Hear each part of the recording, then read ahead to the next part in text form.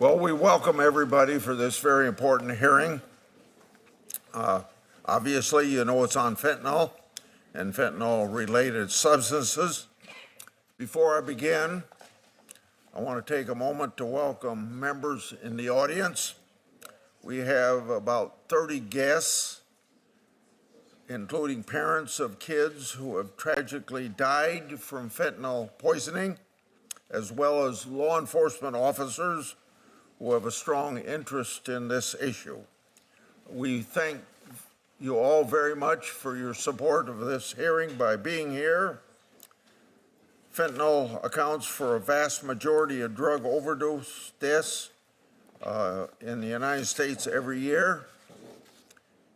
In the last full year for which we have data, that'd be 2 years ago, around 75,000 lives were lost to fentanyl alone, and that happens to work out to be about 200 people dying every day. We titled this hearing, quote, "The Poisoning of America," end of quote, because most Americans don't know that they're taking fentanyl.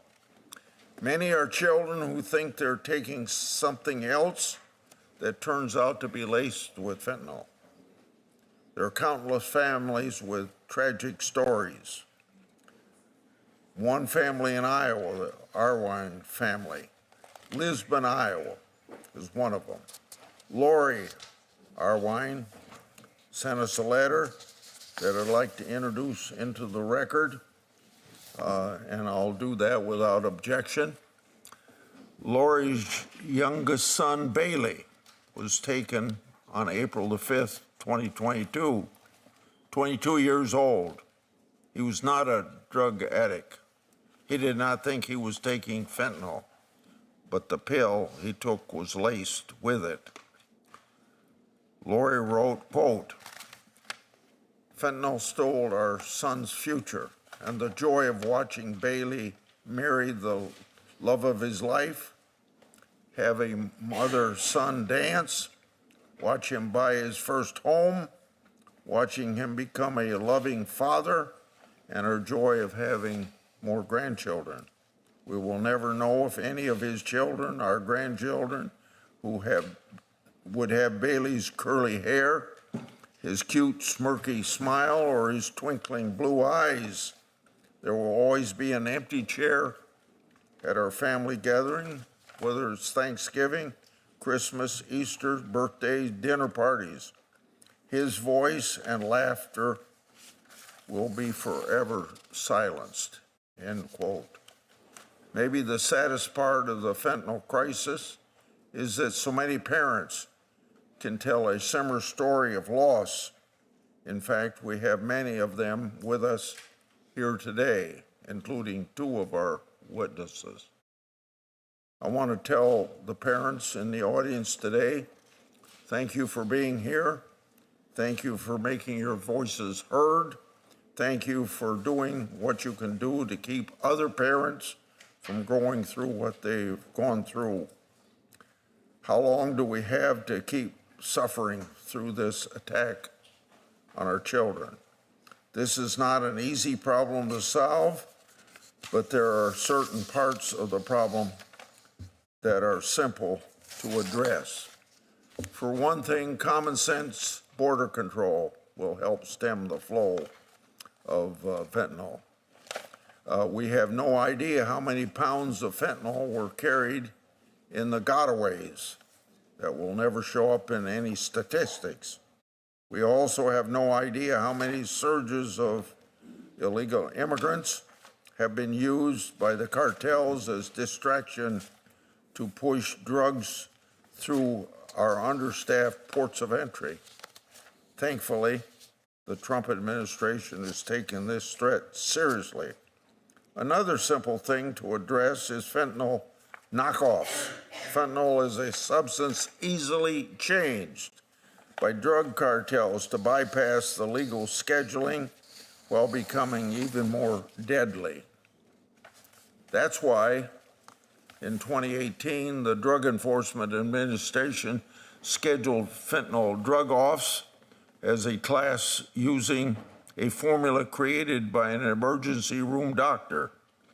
He's here today, and I thank you for coming, and he'll tell us more about that problem. Congress temporarily extended the scheduling over and over. We've played this game for too long. It's time to make this temporary scheduling permanent so that the drug cartels do not have the opportunity to flood our country with even deadlier versions of fentanyl. Last week, Senator Cassidy and I introduced a bipartisan bill to do just that. 7 Democratic senators co-sponsored it. We should pass that bill quickly and become because of the temporary scheduling that we last passed expires again on March 31st. We must get this done. We must also support President Trump's attempt to secure the border and deal with the Mexican drug cartel. Americans' children need us to act, and I'm glad to have Senator Durbin speak now, but I'm also glad that he's sympathetic to what we're trying to do, because I know you know it's a problem. Certainly do, Chairman Grassley, and I'm glad you held this hearing. This is a bipartisan issue, as it should be, to discuss fentanyl and the devastating impact that opioid addiction has on America. In just a decade, this synthetic opioid has emerged as the deadliest drug in American history. All it takes is 2 milligrams. That's a fraction of the size of a penny to cause an overdose. It is so cheap that dealers are lacing lethal amounts into street drugs like cocaine and heroin, and their buyers are none the wiser.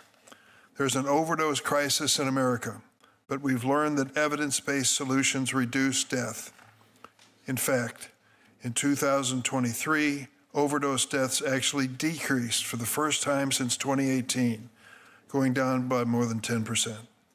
We need to look at every factor that contributes to this reduction: counseling and treatment, training for first responders, naloxone to our hardest hit communities, all make a difference. We must also address how this poison gets in the hands of the most vulnerable people in America, our kids. Too often, fentanyl is peddled in the open on some of the world's largest social media platforms. Last Congress, the Judiciary Committee advanced several bipartisan bills that would finally hold these companies accountable and demand safeguards be put in place to protect our children. One of the bills is the Cooper-Davis Act. Cooper is a 16-year-old Kansas teen who tragically lost his life to a fentanyl-laced pill he bought through Snapchat. This bill would require big tech companies to take a more proactive role in stopping drug dealers from using their platforms. Sadly, Cooper is not the only teen who has lost his life to drugs peddled on social media. Bridget Noring is here to testify today. Her son, Devin, tragically died after taking a fentanyl-laced pill he thought was Percocet that he purchased over Snapchat. There's a lawsuit that she'll tell us about from the parents of those who were victims through Snapchat. In the coming days, I'll join Senators Marshall, Shaheen, and others to reintroduce what we call Cooper-Davis and Devin Noring Act. I hope the committee will again advance this critical legislation on a bipartisan basis. And I hope that Congress will finally allow these companies to be sued by their victims' families so they can be held accountable in a court of law. Enough teens have died due to big tech's deliberate indifference. We must also acknowledge the role the U.S. has played in arming cartels to the teeth. We send hundreds of thousands of firearms south of our border in an iron river, and the cartels cash men. They facilitate the use of violence to traffic fentanyl into the United States. Both state and federal law enforcement agencies are on the front lines of protecting our communities from fentanyl and other opioids, but detection is getting more difficult. Fentanyl is so potent and moved in quantities so small that high-value shipments can easily be hidden. As a result, law enforcement need access to technology and resources to quickly and efficiently detect these drugs. This includes expanding non-intrusive inspection capability, making life-saving naloxone widely available, and adequately funding state and local law enforcement. The funding freeze, which we're talking about, if it's going to stop the efforts of law enforcement to combat fentanyl, is a bad idea. The same is true of the recent order diverting federal law enforcement agents, including from the DEA and ATF, away from combating fentanyl and firearms trafficked by cartels and working instead on a mass deportation effort. As a reminder, the vast majority of fentanyl and other legal drugs enter the U.S. and are smuggled by American citizens through legal ports of entry. I'm also gravely concerned about the negative impact of mass removals of senior career law enforcement at Department of Justice and FBI on it and our ability to hold traffickers accountable to cut off the supply of fentanyl. The recent actions we've seen distract us from the need to take a comprehensive, bipartisan approach to tackling this crisis, including investing in addiction prevention and treatment, enforcing and strengthening our gun laws, giving federal, state, and local law enforcement the resources they need to do their jobs effectively. Getting fentanyl off the streets is a Herculean task that will require all of us to come together and work across the aisle to make this country healthier and safer. Thank you, Mr. Chairman. Thank you. I'm going to introduce the majority witnesses, and Senator Durbin's going to introduce his witnesses. And then I wanted to announce that at approximately 7 or 8 minutes to 11, I'm going to leave the committee meeting to open the Senate, and Senator Cornyn will act as chairman while I'm gone. Our first witness, Jaime Peralta, is a U.S. Marine Corps veteran, president of an organization, Victims of Illicit Drugs, and that goes by the acronym VOID for short, which is an organization he found after he lost his 6-year-old son, Daniel, to fentanyl. VOID is a nonprofit dedicated to educating parents and children about the dangers of drug use on social media platforms. Mr. Peralta, I think I speak for everyone on this committee when I say that we're deeply sorry for the loss of your son. Next, Mr. Tom Westlake is a driving force behind today's class scheduling policy and has fought against the drug epidemic for over 30 years. He's a full-time emergency room physician and a part-time medical regulator in Wisconsin. He also provides medical direction for a statewide peer-to-peer drug recovery program. In the past, Dr. Westlake has served as chairman of the Wisconsin Medical Examining Board and was formerly a member of Wisconsin's Controlled Substance Board. Finally, Sheriff Don Barnes, thank you, Sheriff, is Sheriff Coroner of Orange County, California. He leads around 44,000 employees, operates one of the nation's largest county jail systems, and manages the Orange County Crime Lab.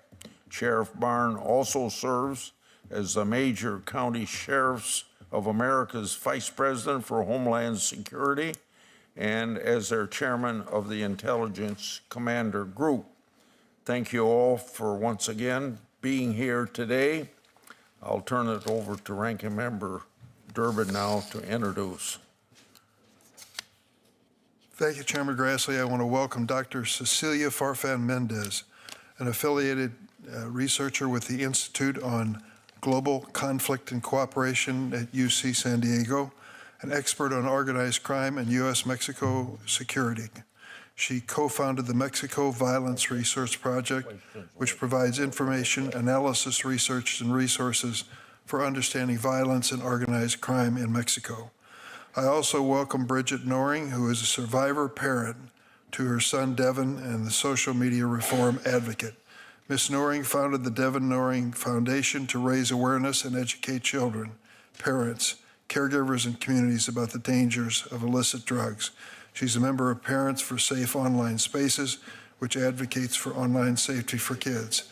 Mrs. Noring, I read your testimony, and the loss of your son was so graphic and so touching. Thank you for sharing. Mr. Puerta, I read yours as well. It's just heartbreaking as you describe those 5 days or 6 days in the hospital before you lost your son. Any of us who've lost a child know exactly what you went through. We'll never forget it. Okay. Thank you both for being, thank all the witnesses for being with us today.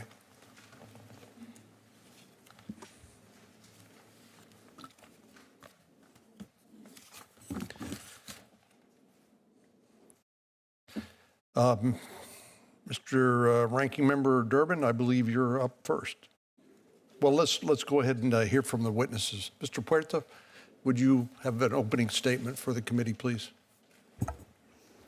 Good morning, Chairman Grassley, Ranking Member Durbin, and esteemed members of this committee. My name is Jaime Puerta, and I'm the president and co-founder of Victims of Illicit Drugs, VOID, and co-chair of Project Facing Fentanyl Now.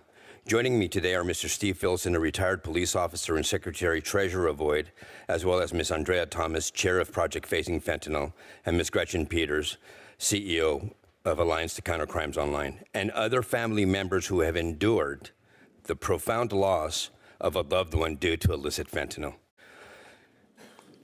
VOID, a California-based nonprofit organization, was established to educate, advocate, and raise public awareness about the devastating dangers of illicit fentanyl and other synthetic analogs. Today, I stand before you to give voice to the countless lives lost, including my own son, Daniel Puerta Johnson. My son was not a habitual drug user by any sense of the word, nor had he been diagnosed with substance use disorder, but he was diagnosed with ADHD and depression. On April 1st, 2020, at the very beginning of the pandemic, I walked into my son's room and found him practically lifeless in his bed. In a state of shock and panic, I called 911 first, then his mother. Emergency services arrived at our home and immediately began CPR, and naloxone was administered.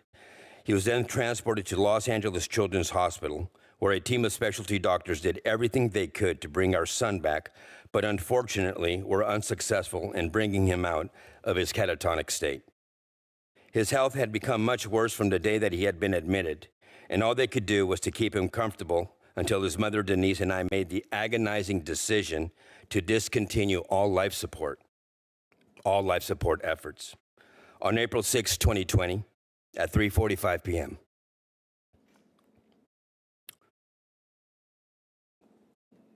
all life support was discontinued. His mother, Denise, got into his hospital bed and laid next to him, gently stroking his beautiful head of dark brown hair, and I was holding his right hand when he drew his last breath at exactly 5:08 p.m. of that April 6th, when he quietly passed away. I kissed the bridge of his nose like I did on most nights when saying goodnight, and left the hospital to go home without my son, utterly broken, devastated, angry, and confused. After my son's passing, I was contacted by the Los Angeles County Sheriff's Office, and I was told that my son had died due to an overdose. Half a blue pill, which I later came to find out looked exactly like a pharmaceutical-grade blue M30 oxycodone pill, had been found on his dresser.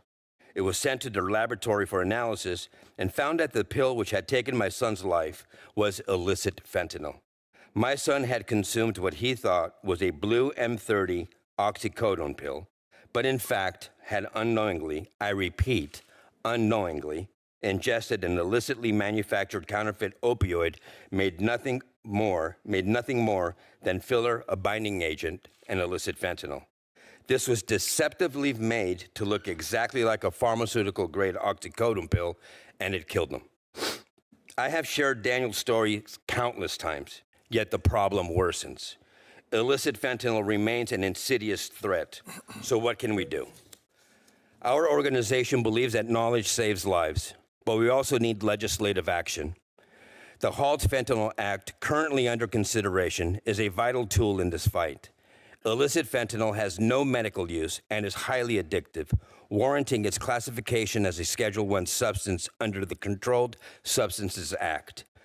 For too long, this legislation has stalled despite clear evidence of its necessity.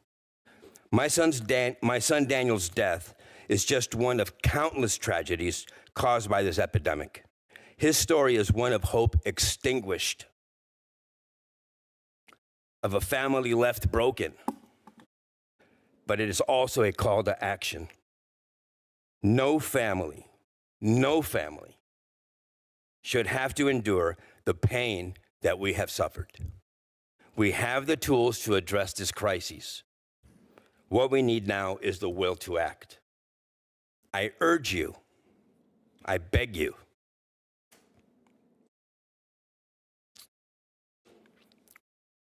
to act decisively and combat this crisis.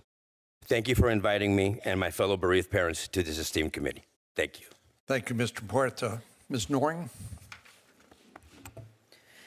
Thank you, Chairman Grassley, Ranking Member Durbin, and members of the committee. My name is Bridget Noring. I am a wife, mother, grandmother, advocate, and founder of the Devin J. Noring Foundation, a foundation I wish didn't even have to be in existence. Today marks another month that my son, Devin Joseph Noring, was taken from my family at the age of 19, well before he ever got the chance to really begin life. You see, Senators, that is how parents like myself now measure time. It goes by the weeks, months, or years it has been since our children lost their lives. Devin was your average teenager. He had a passion for football, skateboarding, BMXing, and music. He was smart as a whip when it came to anything mathematical. He was his siblings, Haley and Caden's, biggest protector. He had plans to go to California this summer of 2020 to look into schools to continue his music education and become the musician he wanted to be. Unfortunately, he never made it. He had been suffering from blackout migraines and dental pain that he'd been under doctor's care for.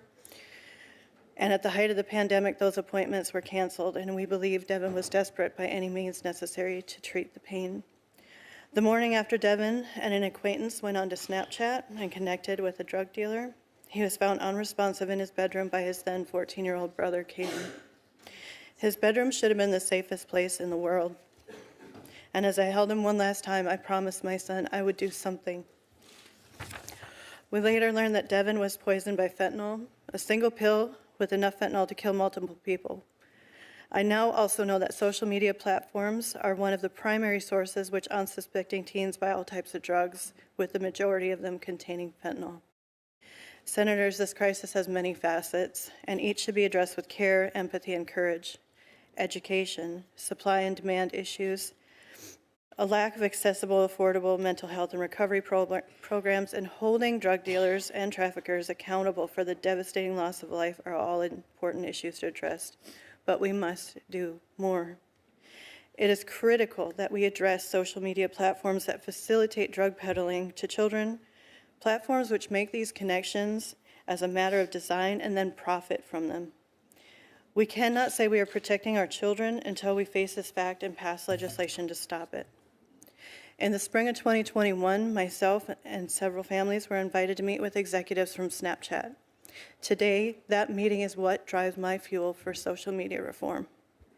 Snapchat's executives claimed that they had no idea this was happening, even though Snapchat and other platforms have been used for drug sales for years, and this has been widely reported by the media. They blamed us as parents and told us that due to Section 230, we had no power to hold them accountable in court. Senators, if someone opened a brick and mortar store and sold these drugs to our children out of that store, we would be held accountable. We would be shut down so fast. So I ask, why do the same rules not apply to social media? Since losing Devin, my family has watched drug dealers continue operating on Snapchat, Instagram, Telegram, and while we got zero justice for Devin's death, I'm proud to say we aided in the indictments of individuals with ties to the Sinaloa cartel in Minneapolis. I believe there were 19 members of that indictment. I'm grateful to the Hastings Police Department, Dakota County Drug Task Force, and U.S. Attorney Andrew Lugar's work on this case.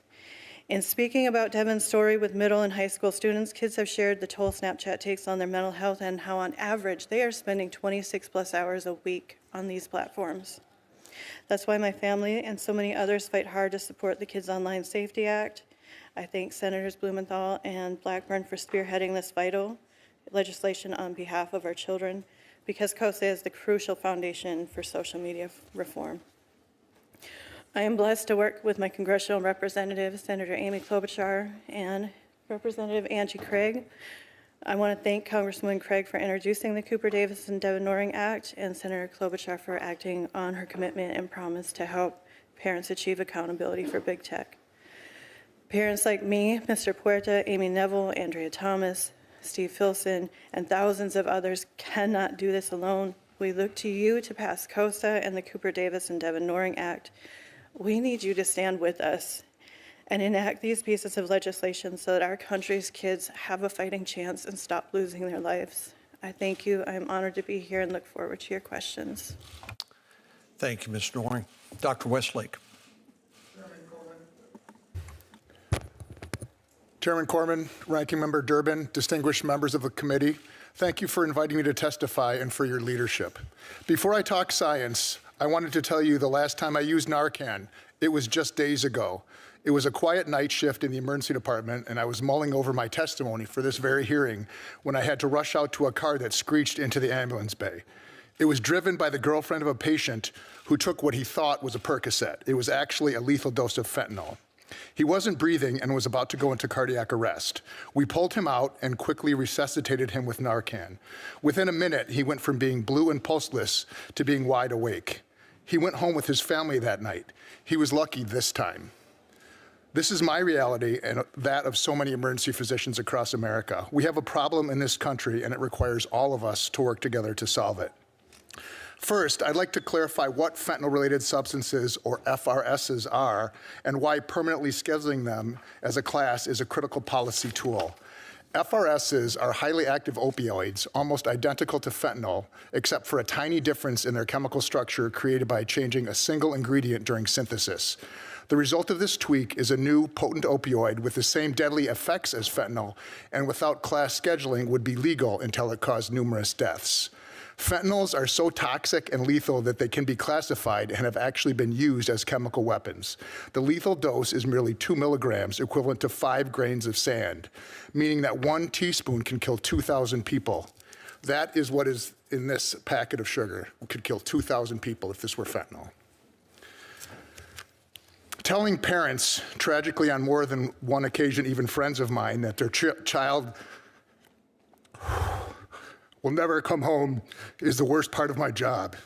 In fact, the inspiration for FRS class scheduling arose out of the tragedy of my friend Lori Badura's son, Archie. Archie was an altar server with my daughters. He started with prescription opioids, then moved to heroin and unknowingly fentanyl. I resuscitated Archie on his second to last overdose. At that time, I pulled out a body bag, laid it down next to him, and warned him that that's where he'd end up if he didn't seek help. He stayed clean for 6 months until illicit fentanyl ended his life. One of the last things my friend Lori saw of her son Archie was him being zipped up into a body bag. Motivated to act by hundreds of such deaths, FRS scheduling legislation came together quickly and was enacted unanimously in Wisconsin legislature in 2017. DEA adopted it as national policy shortly thereafter, but only Congress can make it permanent. Some who oppose point to deaths from illicit fentanyl as proof that it doesn't work, but this is a misunderstanding of the facts. FRS scheduling does not address illicit fentanyl. It was never designed to do so.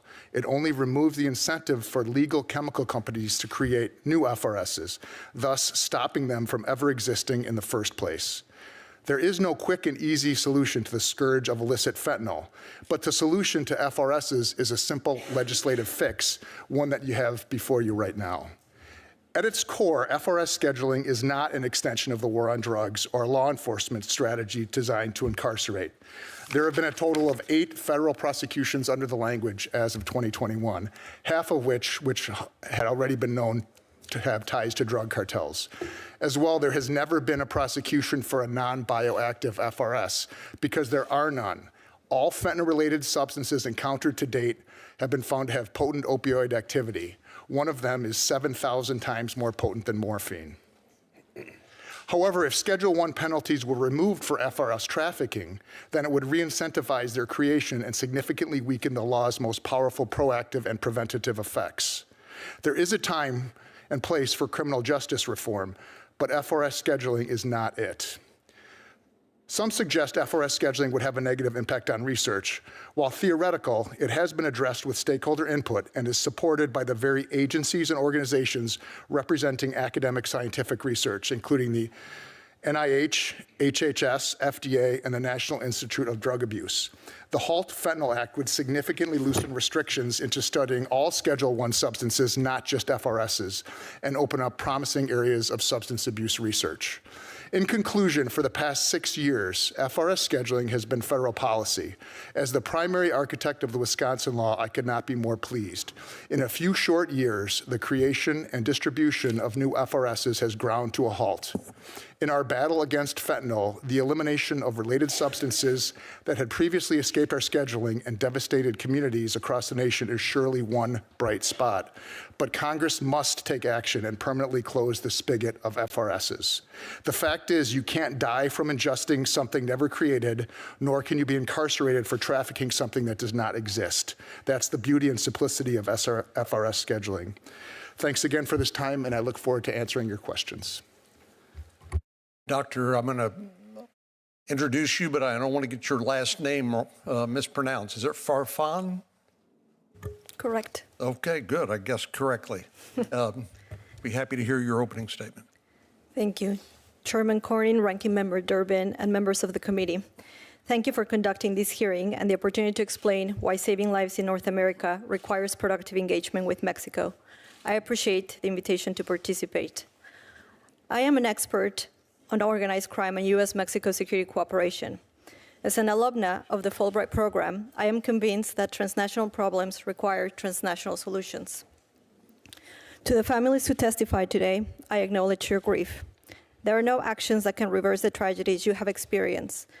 My testimony today does not seek to invalidate yours. On the contrary, it is precisely because I have witnessed and collaborated with families on both sides of the border that have lost loved ones to overdoses, homicides, and disappearances that I am here to offer what I believe is a more helpful and sustainable path forward.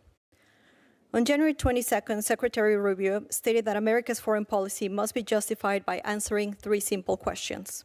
Does it make America safer? Does it make America stronger? Does it make America more prosperous? As a scholar who has dedicated her professional career to studying and working towards constructive U.S.-Mexico relations, it is my strong professional opinion that the United States can only be safer, stronger, and prosperous if its neighbors are afforded the same opportunity. Suffering on both sides of the border is inextricably linked.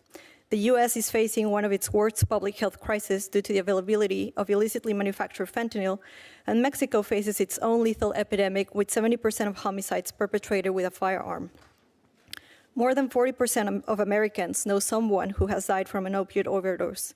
Equally important, homicide is the leading cause of death for men ages 25 to 44, and the second cause of death for women ages 15 to 24 in Mexico. Worryingly, the urgency to save lives is reviving the worst policy failures of the war on drugs. With thousands of lives at risk on both sides of the border, it is urgent that the U.S. and Mexico implement policies based on facts. Through their public sectors, civil society, and academia, both countries have developed robust evidence on how to acquire and maintain the health and safety of our communities. Fentanyl and firearms trafficking have changed dynamics in criminal markets. But these changes are not as simple as prevailing narratives of organized crime suggest. Even though places like Sinaloa, Mexico, have been portrayed as a Shangri-La for criminality, transnational drug trafficking in Mexico to the U.S. is not masterminded by 3 men hiding in the mountains. There is no special narco highway connecting the highlands of Sinaloa to the street of L.A. or Philadelphia, but actors in Mexico and the U.S. that take advantage of legal economies for the advancement of illicit activities. For example, the most recent data from the U.S. Sentencing Commission shows that for fiscal year 2023, 86.4% of people sentenced for fentanyl trafficking were U.S. citizens. Serious policy conversations on addressing mortality caused by synthetic drugs cannot be separate from firearms trafficking. Low production costs are often cited as a key reason suppliers moved away from heroin and into synthetic opioids like fentanyl. Overlooked in this conversation is that the same has happened with firearms and ammunition. The ease of acquiring firearms from the U.S. has lowered the cost of perpetrating violence for criminal groups in Mexico. Even though there are significant variations as to the frequency and ways criminal groups use violence, they all must issue credible threats on their ability to perpetrate this violence. Their businesses depend on it. The newer and the more sophisticated the armament is, then the more credible these threats become. Why intimidate potential victims with a rifle left over from the Mexican Revolution when your arsenal can include 50 caliber weapons? This strategy has paid off for organized crime, including those involved in fentanyl trafficking. According to data released by the ATF, of the firearms recovered in Mexico that were submitted for tracing, more than 2/3 were sourced from the US. Today, 74% of Mexicans believe criminal groups have more and better weapons than the armed forces. Access to legally trafficked weapons from the US has allowed Mexican criminal groups to amass both a tremendous capacity for violence and a troubling capacity to intimidate.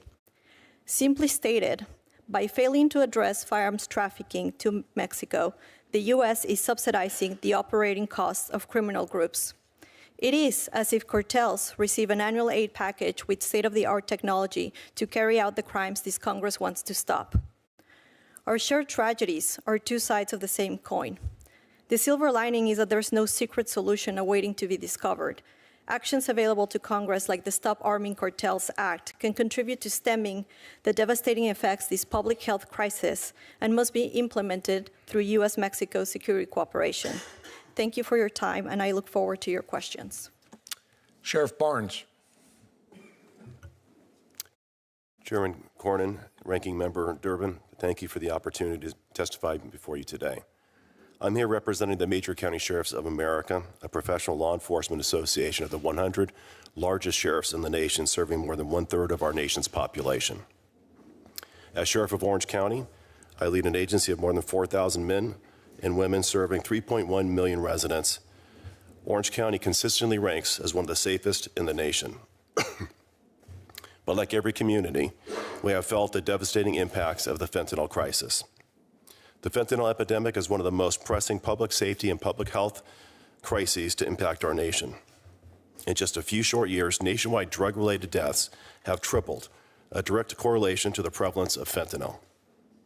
While we saw a slight decrease in nationwide fatalities in 2023, the numbers remain alarmingly high, with annual deaths still approaching 100,000 annually. In California, we saw fentanyl deaths increase from 239 in 2016 to nearly 7,000 in 2023. Mexico-based cartels taking advantage of the crisis at our border have flooded our communities with deadly fentanyl. This is evident by the drug seizures made by my department's investigative teams. Over the past 4 years, these teams have seized a total of 1,551 pounds of fentanyl powder and over 3 million clandestine-produced fentanyl pills. What's even more alarming than the sheer volume is the dramatic increase in seizures during that same time period. Since 2021, my investigative teams seized 16,278 pills, whereas in 2024, that number skyrocketed to over 2 million, and that's just my agency alone. The fight against the fentanyl epidemic in California is incredibly challenging given our close proximity to the border, national drug trends, and our state's permissive drug laws. Proposition 47, passed in 2014, largely decriminalized most drug and property crimes. Our attempts to seek action by the state legislature largely fell on deaf ears. When we first saw the signs of fentanyl in 2025, we proposed legislation that enhanced penalties for trafficking fentanyl, similar to trafficking cocaine and heroin. This bill failed year after year after year, while deaths continued to increase. Sadly, in some instances, our proposal was met with ridicule by those far too devoted to extreme anti-incarceration policies. We also faced complications due to California's sanctuary laws, which limits our communication with our federal partners. Despite this grim picture, there is hope.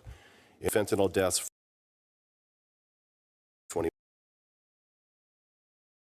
while the state continues to rise. This progress is a result of our ongoing multifaceted strategy that focuses on both supply and demand for illicit drugs. The strategy includes investing dollars in narcotics teams and resources, working with the U.S. Attorney to prosecute individuals who sell drugs that result in the death of another, creating a new innovative drug education program taught in our schools. Since 2016, deputies who carry naloxone have resulted in over 600 lives saved within our community. In our jails, we have created SUD step-down units and have a medication-assisted treatment program serving more than 1,300 people every day.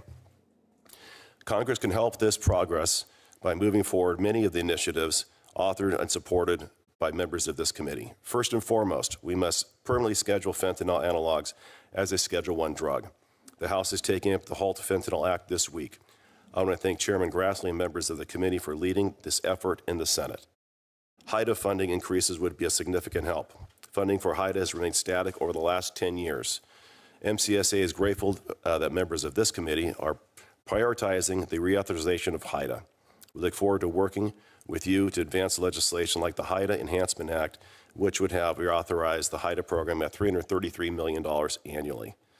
We need to protect law enforcement tools. MCSA strongly opposes legislation that would restrict or eliminate law enforcement's access to data necessary to investigate fentanyl trafficking organizations. We also advocate for providing law enforcement with lawful access to encrypted devices, which is crucial for identifying those responsible for distributing lethal fentanyl. Lastly, MCSA supports bipartisan legislation crucial for addressing SUD within the criminal justice system by focusing on continuous care, successful reintegration, and most importantly, sustained sobriety post-release from our jails. I'm honored to be here today, and I'm looking forward to answering your questions. Thank you, Sheriff. I'll start by a round of questions, and then we'll turn to Senator Durbin. Mr. Puerta, Ms. Noring, I think it's only appropriate that we should express our condolences for your loss. You know, when things like this happen, I usually try to figure out, well, is there any way we can take something terrible and tragic and hopefully learn some lessons and make things better and save lives in the future? And so thank you for being courageous and telling your story. I know it's not easy, but it's very important for people across this country to understand how this can happen to them and their family. And having visited with a number of families in Texas, its various school districts, I've come to believe that this requires a layered approach, maybe starting at the kitchen table with awareness of our children to the threat, because none of them take these counterfeit drugs knowingly, at least knowing that it will take their lives, that it contains a contaminated fentanyl. But I do believe it's going to require all of us, from parents, families, to school districts and local law enforcement, state and federal law enforcement, and border security. Mr. Sheriff Barnes, it's my understanding that most of the chemicals that go into fentanyl basically have been traced back to China. Is that your understanding as well? Yes, Senator, there is an issue with precursor chemicals transiting from China through our U.S. ports and directly to China, yes. And as I understand some of the announcements relating to the tariffs that President Trump has announced, his administration has said this isn't so much a trade policy as it is an anti-fentanyl policy to finally get the Chinese government's attention to do something about the precursors that emanate from that country. But then, as you point out, they make their way to Mexico, where the cartels are putting them into pill presses and making them look like relatively innocuous drugs, only to turn out to be contaminated with fentanyl and take the lives of people unbeknownst to them. Do you believe that with improved border security, we can begin to stop some of the flow of the illicit drugs coming across the border, including fentanyl? Yes, Senator. What you described is a very complex system, almost a supply chain that starts in China, using transit, going to Mexico, the pill presses. It's not doing any one thing. It's doing 12 things simultaneously.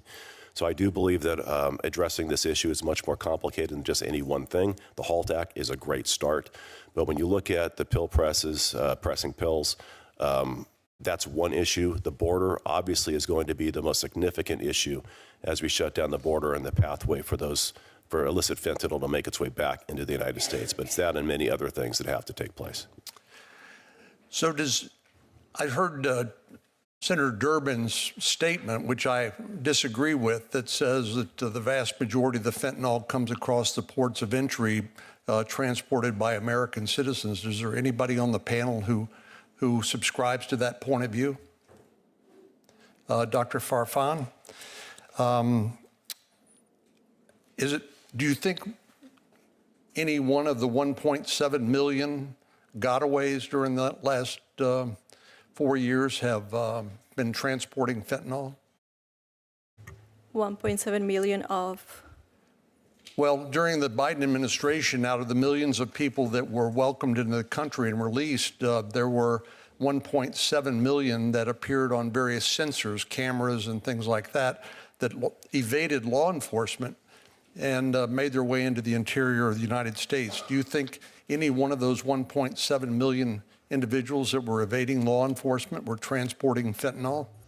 I mean, to restate what I mentioned in my testimony, data from the U.S. Sentencing Commission shows that 86.4 people sentenced for fentanyl trafficking in fiscal year 2023 were U.S. citizens. And that's not my question. I would also add... My question is about the people who evaded law enforcement. Is it possible that that some of them, or maybe even many of them, were transporting illicit drugs, including fentanyl? As someone who studies organized crime, that would be a really bad business decision. Drug traffickers deal with a lot of... It sounds to me like a very profitable decision on the part of the cartels to evade law enforcement and to be able to deliver your drugs, your load into the United States, only to make a lot of money from it. Why is that a bad business decision? Because from a business point of view, you would prefer to have smugglers who have a legal right to entry into the United States than an immigrant who is uncertain whether or not he or she is going to cross into the United States. So if you're looking at it from the point of view of, will we turn a profit or not in this particular shipment, putting your shipment in the hands of an immigrant who does not have a legal right to entry into the U.S. is actually a bad business decision. Sheriff Barnes, you agree with that? I do not. There's two different facets here. You have the trafficking of the narcotic, which is oftentimes in large bulk. In our experience in intervention and interdiction, as those are oftentimes residents of Mexico, the distribution of that or sales of it, I think to Dr. Farfan's point, might oftentimes be carried out by U.S. citizens in the drug trafficking market. So it's a combination of both. But the vast majority of the large quantities coming across, has been my experience, are being conducted by Mexican nationals. The distribution and sales inside the continental United States oftentimes has been carried out by U.S. citizens. Thank you. Senator Durbin. Thank you all for being here. How many of you, would this be your first time to see the Senate Judiciary Committee? Would you raise your hand? A few of our witnesses and others, the first time. This is an interesting committee. It represents the spectrum of politics in the United States Senate. We have the most Republicans and the most Democrats sitting on this committee. So you won't be surprised that many times we disagree. And that disagreement sometimes leads to good speeches, but very few laws. But there was an exception. 2 years ago, we took up this issue and started talking about what we could do to stop the spread of fentanyl and the deadly impact it's having on America. And we actually voted in this committee on a bipartisan basis unanimously for 5 measures that dealt with social media. Your point, Mrs. Noring, if Snapchat were a store on the corner selling fentanyl-laden Percocets, and it happened one time, and they could be sued, that would be the end of the story. But we learned through Section 230 that social media gets off the hook. Ms. Noring, you're joining families, I understand, that are trying to hold them responsible for your son's death and other deaths as well. I couldn't support you more. Now, let me tell you what happened. We passed bills in this committee holding big tech and social media responsible unanimously. Now, there were 4 or 5 new members of the committee, but every member of the committee 2 years ago voted for it. Democrat and Republican, conservative and liberal, all voted for the measure. And what happened as a result of that combined bipartisan effort? Nothing. Nothing. Speeches. That's what happened. We failed as Democrats in the majority in the Senate. The Republicans failed as the majority in the House to pass any measure. There I said it. Democrats bear responsibility and Republicans as well. We've got to be honest about this. Why? Why would something as popular and as obvious as that fail before the Congress? Well, because there were powerful forces that have a lot of money at stake and don't want liability, who will piously and publicly say they love this measure. It makes all the sense in the world. And then when the doors close and they get a chance to speak to members individually, they flip and they take the opposite position and nothing happens. Chuck Grassley's my friend. I've gotten in trouble for that, but I'm proud of it. We go back a long ways. I went to him yesterday and said, this time you're the chairman. I'm the ranking Democrat. I'm here to help you pass legislation to do something. I'm sick and tired of excuses being made and people dying as a result of it. And I think it's time for us, on a bipartisan basis, to find things we agree with. Now, I don't know where the sources are. I think Dr. Farfan makes a valid argument. Sheriff Barnes, I respect very much your responsibility in law enforcement and have a different point of view. We may never resolve that basic question, but I think we can all resolve, we don't care where the hell it's coming from, we want it to stop. We want to stop it in China, we want to stop it in Mexico, we want to stop it in our backyards, and however it's getting into the United States. So to those who are familiar with this committee, this is where it has to start. We won't agree on every aspect, everything as a result of it, but we can agree on some basics that make a difference. Mrs. Noring, you've testified before about your son and the loss of his life. Senator Klobuchar told me that. And I'd like to ask you what the families are doing that you've gathered with to hold Snapchat and others liable. So the families and I, Mr. Puerta, Amy Neville sitting behind me, we filed suit. Chat.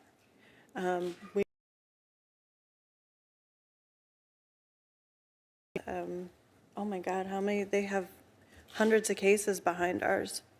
For a while, it was looking pretty grim. I mean, Snapchat has been immune for so long, and it's now making its way through. We just got word that we're going into discovery. Mr. Puerta? Yes, sir. It passed out Judge Lawrence Riff on January 4th of 2023, I believe, accepted the lawsuit, and I'm sorry, 2024, not on the basis of free speech, but on the basis of product design. That went on to the appellate court in California, and the appellate court ruled in our favor for the lawsuit to go forward. So right now, we are in discovery. No other lawsuit against any major social media company has gotten as far as ours, sir. I wish you well. I'll close by saying we're dealing with fentanyl and the deadly aspects of that drug, and we're also dealing with sexual exploitation, particularly of children. And a number of members here have shown real leadership. Senator Blackburn on the Republican side, and Senator Blumenthal on the Democratic side especially. We all have bills. We can do this. Hold this responsible. Don't just come and leave and think nothing's going to happen. It's our job to make sure it does happen and do the right thing for you and your families. Thank you very much. Yeah. And I thank Senator Durbin for bringing up our conversation that we had yesterday on the floor of the United States Senate, and I suggested to him then, but I want our staffs to know that our staff should sit down and see what can be worked out. Let's do it. You bet. Now I'll ask questions, then I'll call on Klobuchar. Leading up to this hearing, my office received 58 letters from grieving families who lost loved ones to fentanyl. I want to offer those letters into the record and thank the families for writing them. So without objection, that will be done. One mother wrote, quote, "Families like mine have been sharing our stories of loss to this poison since before 2018, hoping to ignite action among our leaders.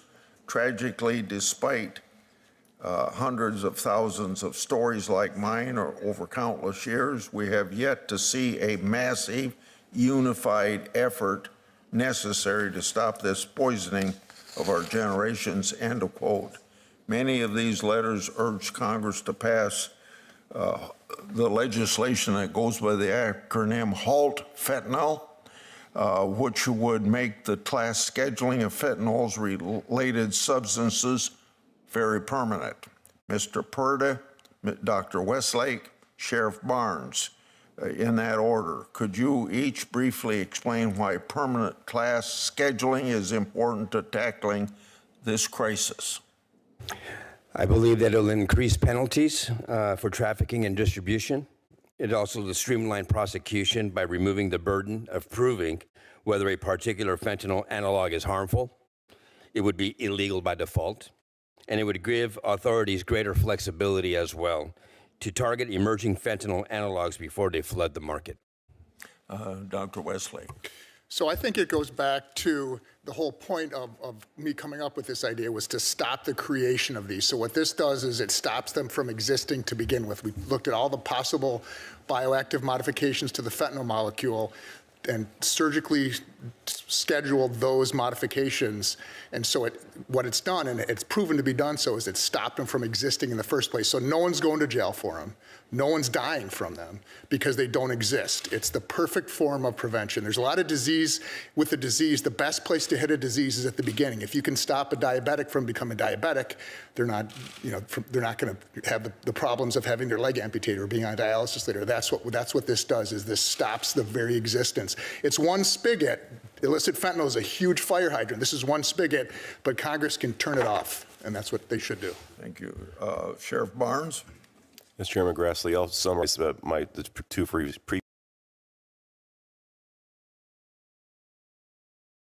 As an analog, we saw this happen with methamphetamines back in the 90s, where there were analog knockoffs, and it made it very difficult for prosecution.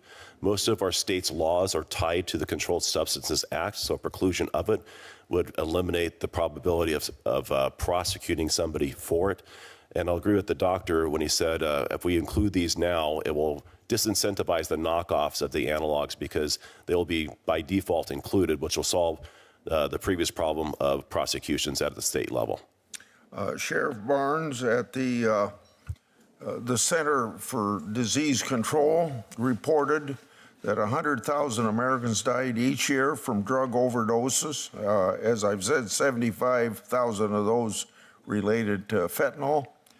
And that's been at least over the last 4 years. We've only recently seen a decline. Do you think that we've got a handle on the emergency drug threats? And if not, what do we need to do better? Chair Grassley, I don't believe we have a handle on it. I think we're finally responding to it. The CDC first reported back in 2014, just over 10 years ago, 4% of the nation's drug-related deaths were attributed to fentanyl. 5 years later, that increased tenfold to 40% and almost doubled all over again in the 5 years since. We've seen this coming. We've been non-responsive to it.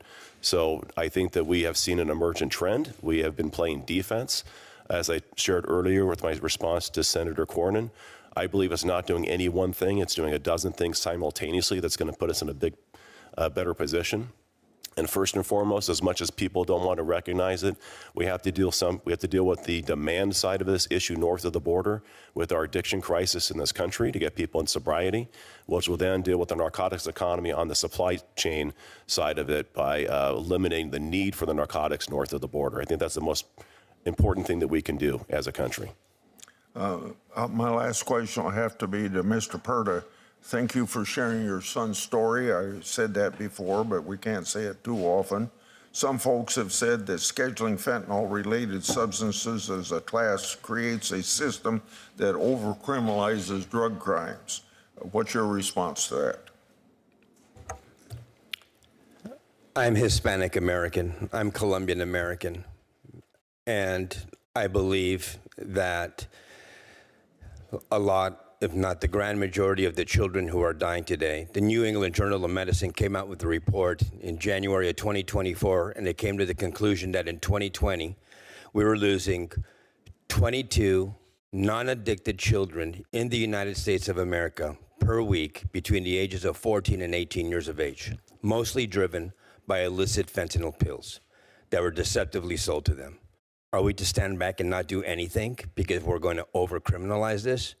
Every time I get up in the morning, I look in the mirror, I see a brown man, but I see an American man as well. And I see that the injustice also, this crisis is decimating minorities as well. This does not discriminate on your age. It doesn't discriminate your race. It doesn't discriminate your religion, your socioeconomic status. It doesn't discriminate. It's taking everyone by storm. And we as a nation have to come together and we have to do something to stop this. In 2020, with COVID-19, we all knew that we had to stand 6 feet away from each other, that we had to wash our hands, and we had to wear a mask over our faces. Why does the American public not know about this crisis that is a national security crisis as well, sir? We have a lot to do, but I'm telling you right now, this is taking everyone by storm, and something has to be done.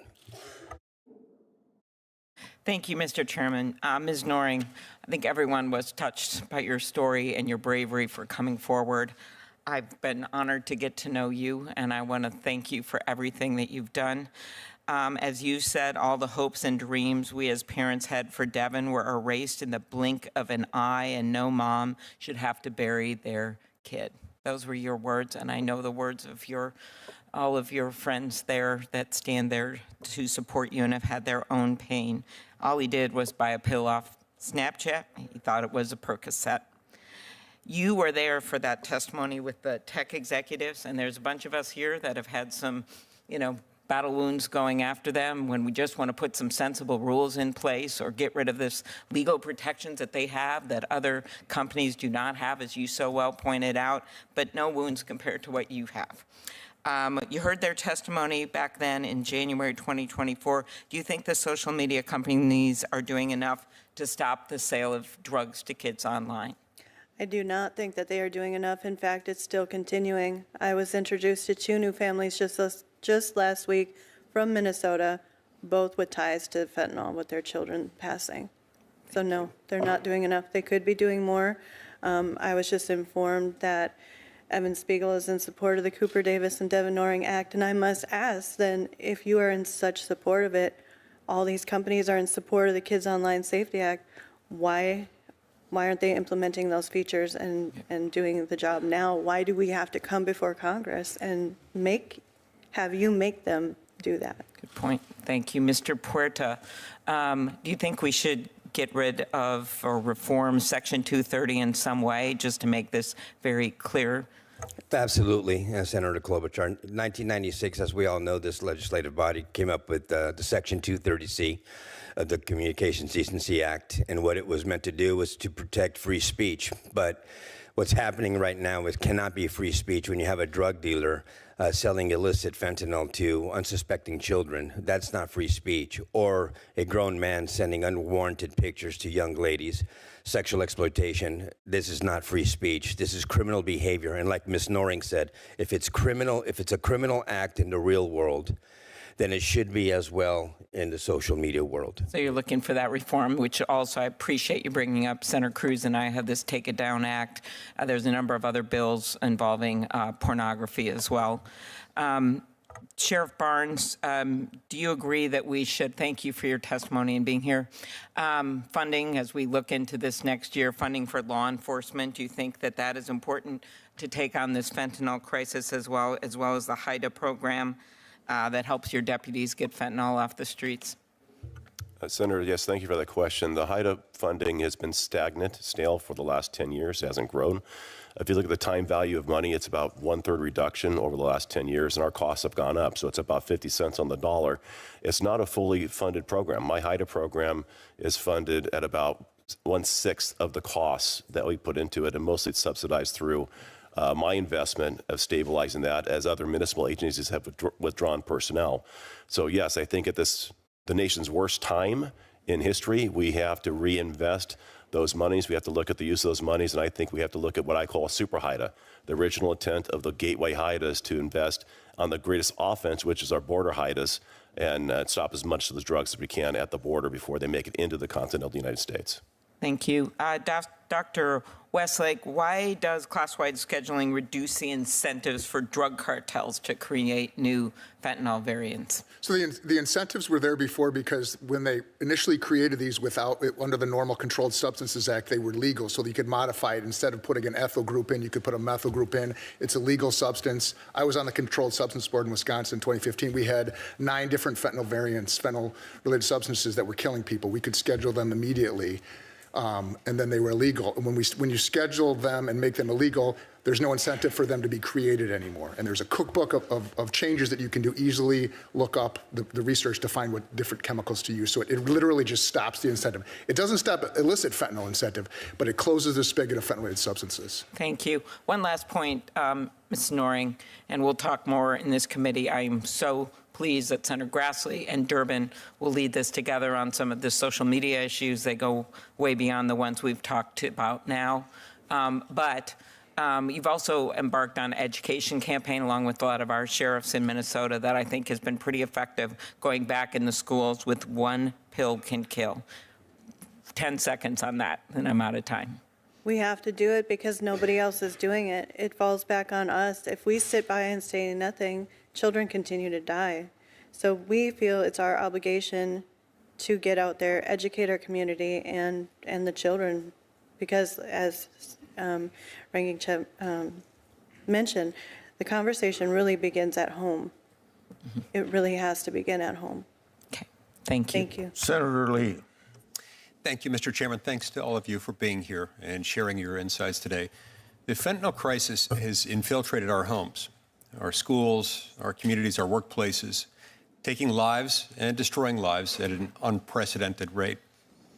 In Utah, fentanyl-related deaths are rising, and they've become a devastating reality for far too many families. Seems everyone knows someone, and in Utah, in many cases, almost everyone is related to someone who has been impacted adversely, if not lost their life due to this crisis. From 2014 through 2023, deaths involving fentanyl surged by a staggering 116%. And in 2023 alone, over 600 times in Utah, someone returned home to find their son, their daughter, their sibling, their parent had lost their life due to a tragic opioid overdose. This marks a dramatic increase from just 23 deaths in 2014. Now, in 2023, Utah set a record for the most fentanyl pills seized in a year. Then, by the very next year, just 6 months into the year, by July of 2024, the DEA's Rocky Mountain Field Division had already confiscated well in excess of that, close to 800,000 pills, surpassing the entire year, record-breaking year of 2023, which recorded 664,200 pills in just 6 months. The sharp increase in fentanyl-related deaths has significantly outpaced the decline that we've seen in deaths from prescription opioids. So we took all these steps as the crisis emerged as significant, roughly a decade or so. And then all of a sudden, we've seen the number of deaths from the non-prescription related drugs exceeding those. The number of fentanyl-related deaths more than doubled between 2019 and 2020 alone, and that trend has only gotten worse since then. The victims of this deadly scourge include our loved ones, our neighbors, our friends. Mr. Puerta and Ms. Noring, I thank you for being with us today in particular and for sharing your testimonies. And deeply sorry for your loss. No parent should ever have to face that heartbreak, and heartbroken for you that you have. President Trump has prioritized securing our borders and prosecuting violent gang members, traffic fentanyl into our country and throughout our communities. And in Congress, I hope we can stand with him in his effort to make America safe again. Sheriff Barnes, I'd like to start with you. From October 2023 to October 2024, officials seized roughly 22,000 pounds of fentanyl at U.S. ports of entry, equaling nearly 1.1 million doses. Now, according to the DEA, ingesting just 2 milligrams of fentanyl can be fatal. Federal officials estimate that at most 10% of fentanyl crossing from Mexico is actually caught.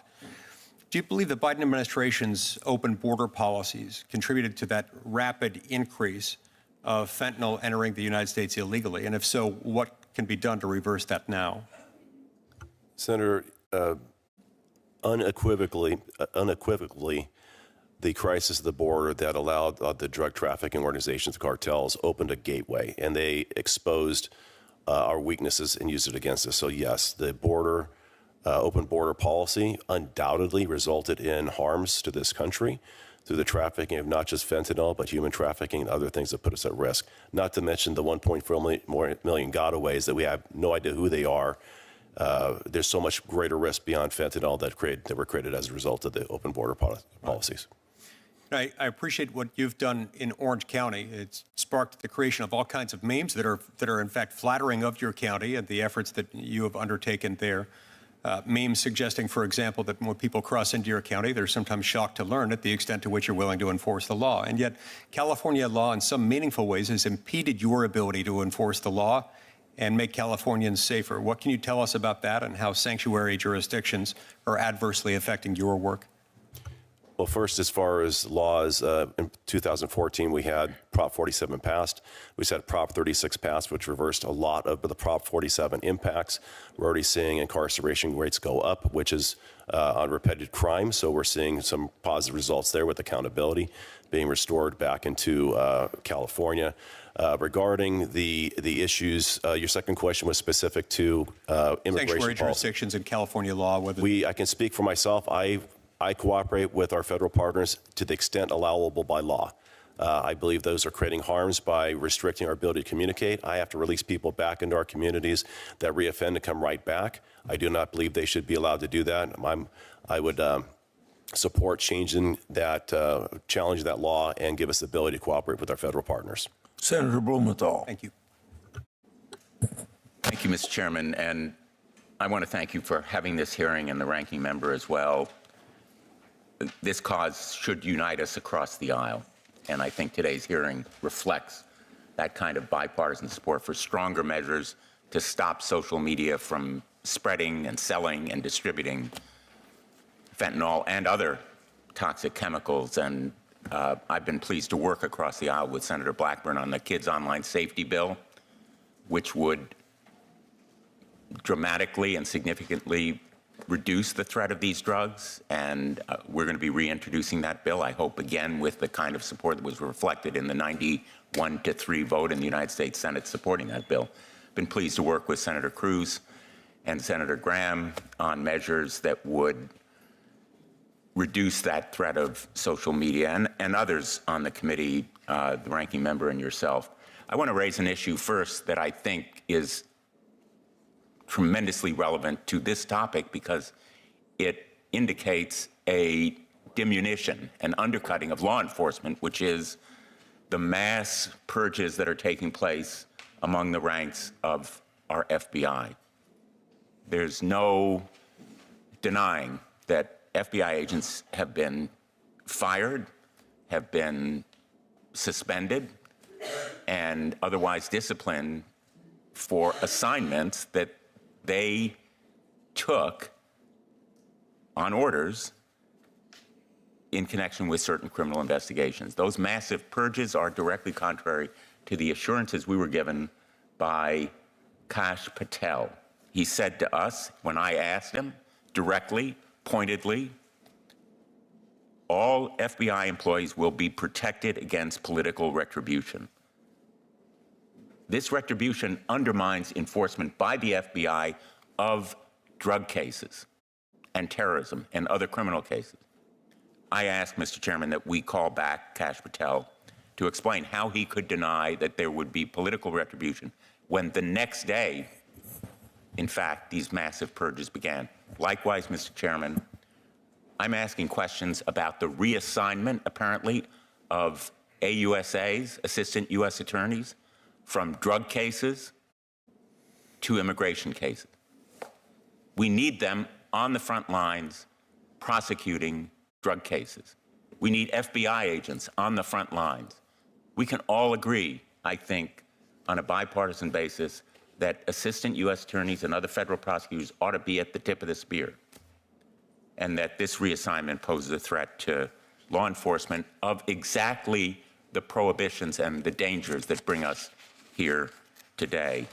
And I hope that we can unite around that cause, bring back Kash Patel for a second hearing, and jointly do our oversight, which we are mandated to do on this topic. I want to thank our witnesses. Mr. Puerta, Ms. Noring, you have suffered losses that are unspeakable. And all of you who are so deeply engaged, hands-on, the story about the body bag, Mr. Westlake, I think I will always remember. I would like to ask Mr. Noring, Mr. Puerta, about the Kids Online Safety Bill, and whether you believe that our leadership here in the Senate, and most important in the House, which was responsible for stopping it after the 91-3 vote here in the Senate, should support this legislation, the Kids Online Safety Act, which had such strong bipartisan backing here in the United States Senate. Will it make a difference? Do you think the House leadership ought to support it? Thank you for that question, Senator Blumenthal. I firmly believe that the House should support it. 91-3 coming out of this Senate body is something that is so unheard of. And it happened on my birthday last year. It was the first time in years I'd ever felt some sort of peace. I finally felt hopeful that something was going to be done to protect our children. And to see it fail in the House, not even get out of the committee, it's absurd because it's putting more children at harm, not just from fentanyl, but all the other harms that are out there. So I thank you for your continued support on this bill. Thank you. Mr. Puerta? A lot of these social media companies are driving these harmful algorithms to our children, and many nefarious actors are taking advantage of that. And the act does exactly that. The Kids Online Safety Act is to try to protect them from all of this nefarious activity and these harmful algorithms that are reaching them on a daily basis. So yes, I absolutely back that bill and back you in anything that we can do to try to get it over the finish line. Thank you. Before I call on Senator Cruz, when Cruz is done, I'm going to leave for another meeting. Senator Britt is going to take over, so if you come over here and sit now, I'd appreciate it. Senator Cruz. Thank you, Mr. Chairman, soon to be Madam Chairman. Thank you for hosting this very important debate and this very important hearing. The American people in November issued a clear and unequivocal mandate. The open borders we've had for the last 4 years must be closed. We can no longer allow criminals and cartels and gang members and deadly drugs to stream across our border. And President Trump has been working every day since he was sworn in to keep his promise to secure the border. He declared a national emergency on the southern border. He reinstated the remaining. And just yesterday, President Trump negotiated that Mexico will station 10,000 troops at the southern border to help stop the flow of fentanyl into the United States. President Trump is doing his part to meet the mandate from the voters. We also in Congress must do our part to meet that mandate. That's why I hope that this committee supports the Halt Fentanyl Act, an act to permanently classify fentanyl-related substances as Schedule I under the Controlled Substances Act. Fentanyl and its analogs are extraordinarily powerful and extraordinarily destructive.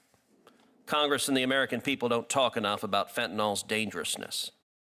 So I want to talk a little bit about that. Dr. Westlake, you are an emergency room physician. How much fentanyl does it take to kill an adult human being? Well, this is 2,000, enough to kill 2,000 people. So it's 4 to 5 grains of sand is a lethal dose for an opioid-naive patient. 2 milligrams Yeah. is what it takes. If you see on this photograph a penny, we all know the size of a penny, And those couple of flakes there are enough to kill an adult human being. Dr. Westlake, last year, approximately how many people died due to fentanyl overdoses? I believe it was around 70,000. This means, on average, 6,250 people died every single month due to fentanyl. And it's a number that tragically has skyrocketed during the Biden-Harris years. Sheriff Barnes, as a law enforcement professional on the front lines of the battle with fentanyl, can I ask you how many pounds of fentanyl were seized by Customs and Border Patrol at the border last year? Senator, unfortunately, I can't answer that. I can answer for my organization, but I know it was a lot and growing. It's 2,250 pounds of fentanyl. An astronomical figure. And let's actually, I want to put this into context. This packet of Sweet and Low. This packet, if it were full of fentanyl, could kill 500 people. Now take a look at this container. It's a container we're all familiar with. If this were full of fentanyl, it could kill 368,500 people. That's more than the entire population of Corpus Christi, Texas, or Lubbock, Texas. Now let's look at another packet. Something, again, all of us likely have in our kitchen. This single bag of sugar, if it were filled with fentanyl, could kill 905,000 people. Almost 1 million people. This single bag could take out the entire population of Austin, Texas, the capital of my home state. Now imagine 562 of these bags. That's how much fentanyl came into the United States of America in a single month. And how many lethal doses of fentanyl is in 562 bags? What came in a single month last year? 510 million lethal doses.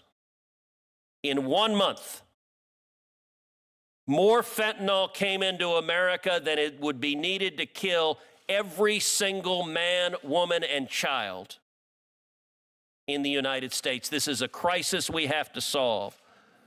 Mr. Puerta, Ms. Noring, thank you both for being here. Thank you for your courage. I will say, as the father of 2 teenage girls, you've lived a nightmare that every parent is terrified of.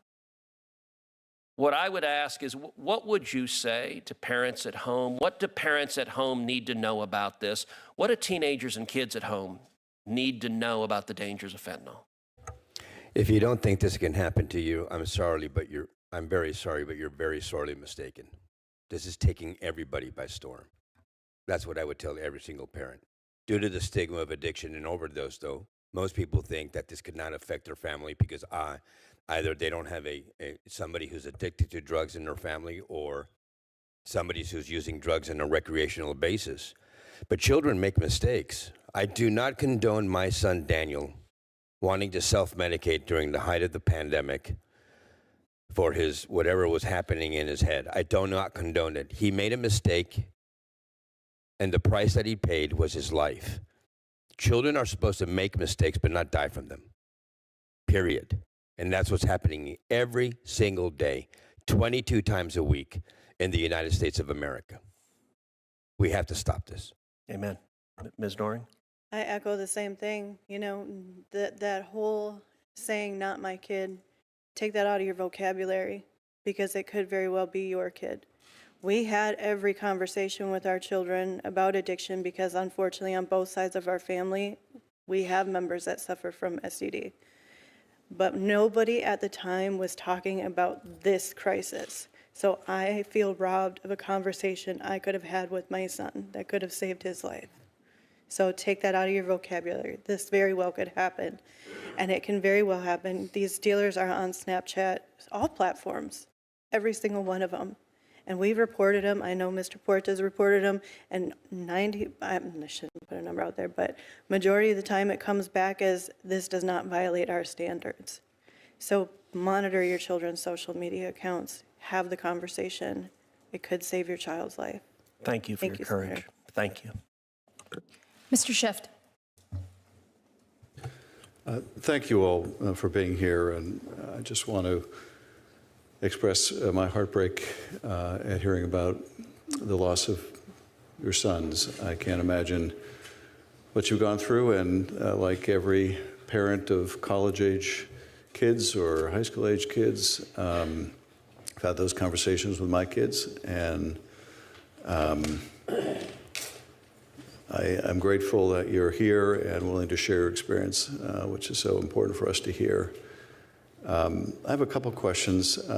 Doctor, I want to ask you, because one of the concerns I heard about the bill when it was in the House was a concern that it could inhibit research. You made a comment, but you made it too quickly for me to catch, about NIH's view or others. Is there a need to have language to make sure that the research can go on? Or do you feel that is a non-issue for some reason?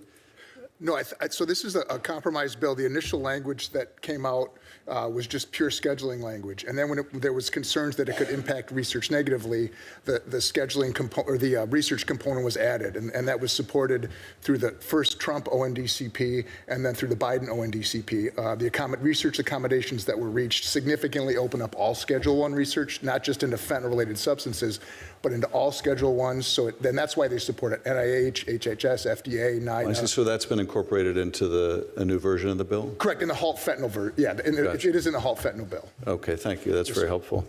And if I could ask you, Mr. Puerta and Ms. Noring, what do you think is working in terms of trying to educate families, young people, and what more do we need to do? And I fully agree with the need to make sure that the companies that are using their platforms or allowing their platforms to be used need to be held liable and accountable. But what do you think is working in terms of educating both families but also schools and others about how they should incorporate this into their teaching and to have the supplies on hand necessary to deal with emergencies? At Stop the Void, our organization, along with the project Facing Fentanyl, we have a documentary called Dead on Arrival. You can find it at stopthevoid.org. It's a 22-minute documentary that we use in junior high schools and in high schools across this nation. In California, all of Orange County high schools have done it, with Amy Neville presenting the documentary. I think the education awareness is key in abating these senseless drug deaths, because these kids just don't know. They don't know what they're ingesting. They're dying because they've been deceptively sold a counterfeit pill that they think is a pharmaceutical grade oxycodone, for example, and it turns out that it's a fake pill and they end up dying. First time use. Education awareness is working, but we're just a small organization. We need to do this nationwide. Mr. Steve Hilson says it all the time. With COVID-19, we all knew that we had to wash our hands and have a mask over our faces. Why on the national or on the federal level, why have we not had a PSA campaign of sorts of warning all parents and children of the impending danger of illicit, or should I say recreational drug use? I think that's very key, because again, due to the stigma of addiction and overdose, most kids and most parents don't understand the problem of what it is. I also feel that interdiction is helping a lot, as well as naloxone. So the three-pronged approach: education and awareness, interdiction, and naloxone. Widely available naloxone on college campuses and high schools, I think, is really helping out the situation a little bit, but we need to do a lot more. Thank you. Ms. Norris? I agree. The education and awareness piece is huge, but we face roadblocks all the time with schools that don't want us to come into their schools because they feel that we may basically, in a sense, give kids the idea that it's okay to go do these drugs. And it's so ridiculous. We've shown Dead on Arrival. I'm a former member of Void. So we do that oftentimes. We also show the Come Back Home film that the Alexander Neville Foundation produced, which is told from the youth preventative side of things. And I think when you hear from the youth directly on this crisis, that is so impactful. We also pride ourselves on going out into the community, doing community events, bringing the community together, doing naloxone trainings, getting that information out there, really reducing the stigma of this crisis, because I say poisoning while so many say overdose. You will never hear me say that my son overdosed, because my son was poisoned.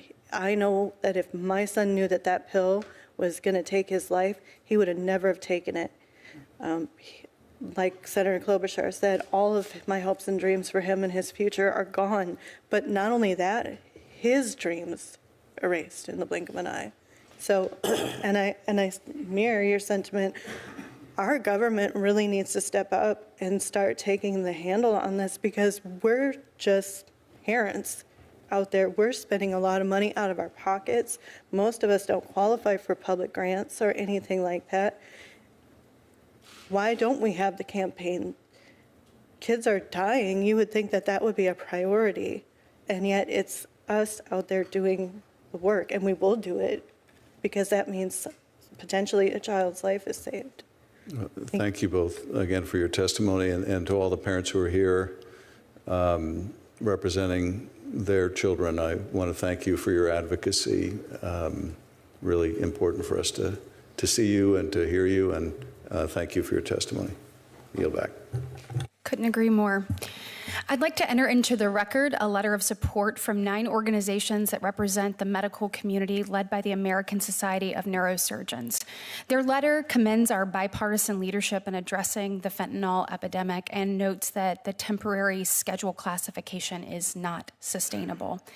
They note that, quote, continually revisiting its classification creates confusion about the dangers of these substances and hampers efforts to address the crisis comprehensively, end quote. I ask unanimous consent that the entirety of their letter be entered into the record. Thank you. Thank you. Senator Hawley. Thank you, Madam Chair. Thanks to all of the witnesses for being here. Ms. Nori, Mr. Puerta, I want to particularly thank you and thank other parents who I think are in the room today. You've highlighted the true crisis that we're facing. You know, my home state of Missouri in 2022 alone, child fatalities from fentanyl doubled just in 2022. Deaths for children under the age of 5 increased by more than 500% in my state, and fentanyl is our leading cause of death now in the state of Missouri. So the fates that your families have endured are being replicated all over my state as well. And that's really a wake-up call, I think, for this body to do something. And we absolutely do need to seal the border against those who would traffic illicit drugs into this country, and we need to prosecute those who are doing it. But I want to zero in on something that you both talked about, and you in particular, Ms. Nori, where your own children and your child was exposed to these illegal drugs, namely Snapchat and the social media platforms. You said a second ago that you have repeatedly reported drug dealers and other illicit posts on social media platforms using the platform's own reporting rules. And I think what you said is that most of the time, the vast majority of the time, the answer you get back is, well, this is a valid account or they otherwise can't do anything. Did I hear that correctly, Ms. Nori? That is correct, Senator Hawley. So here you're trying to follow the rules that these companies have set up. They say, oh, well, we'll deal with the problem if you just report it. You and other parents, and I see parents behind you who are nodding, you're out there reporting. They're not doing anything. And I noticed that you also, I've read your written testimony, you had a meeting with Snapchat executives. I think you were there for that too, Mr. Puerta, in the spring of 2021. That's correct. And they told you, just walk us through that, Ms. Noring, if you would. You reported to them what was going on their own platform, and they told you what exactly? The first 3 things out of their mouth was, we had no idea this was happening on our platform. You can't sue us because we're protected under Section 230. And as parents, you should have been monitoring your children better. My son was 19 when he died. Number one, how do you monitor an adult? Number two, how do you monitor a child on an app in which the whole allure to these kids is the fact that the messages disappear? And that was something that I brought up to their attention, and they really had no response. They don't care. They don't care, and I think it's interesting they pointed out to you that you can't sue them. Mm-hmm. What do you think one of the reasons is that they don't really change? I mean, here you are, you're meeting with them, you're reporting these incidents, you're reporting this illicit activity on their platform. They're not doing anything about it. I mean, do you speculate, do you have a guess as to why they don't really ever change their behavior? There's no incentive to. And even with the in-app reporting feature, that was something that they pointed out to us, like we should have known that this existed. We had no idea that existed, but I can tell you in the weeks and the months and the years after my son passed, multiple teens in our town reported the dealers that allegedly harmed my son. And all that would happen is they would take down the account. These dealers would go and get a new burner phone, set up a new account. Snapchat told us they had IP blockers and Wi-Fi blockers to recognize the devices. These dealers are buying burner phones. They're going to, I don't know, your coffee shop, your school, you're going to the library and setting up a new account. Our dealers in my community laughed at Snapchat. They're like, haha, they tried to bamboozle us. We're back, baby. Seriously.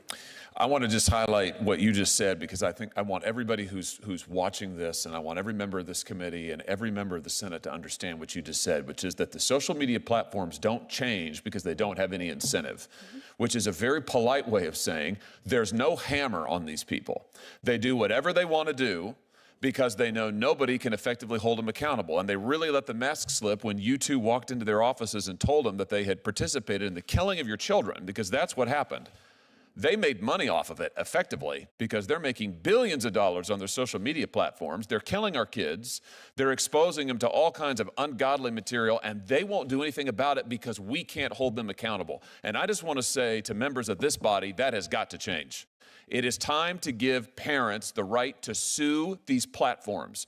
No company in America has the liability shield that these companies have. They can do whatever they want to our kids, and we can't do anything about it. And I say that as the father of 3 young children.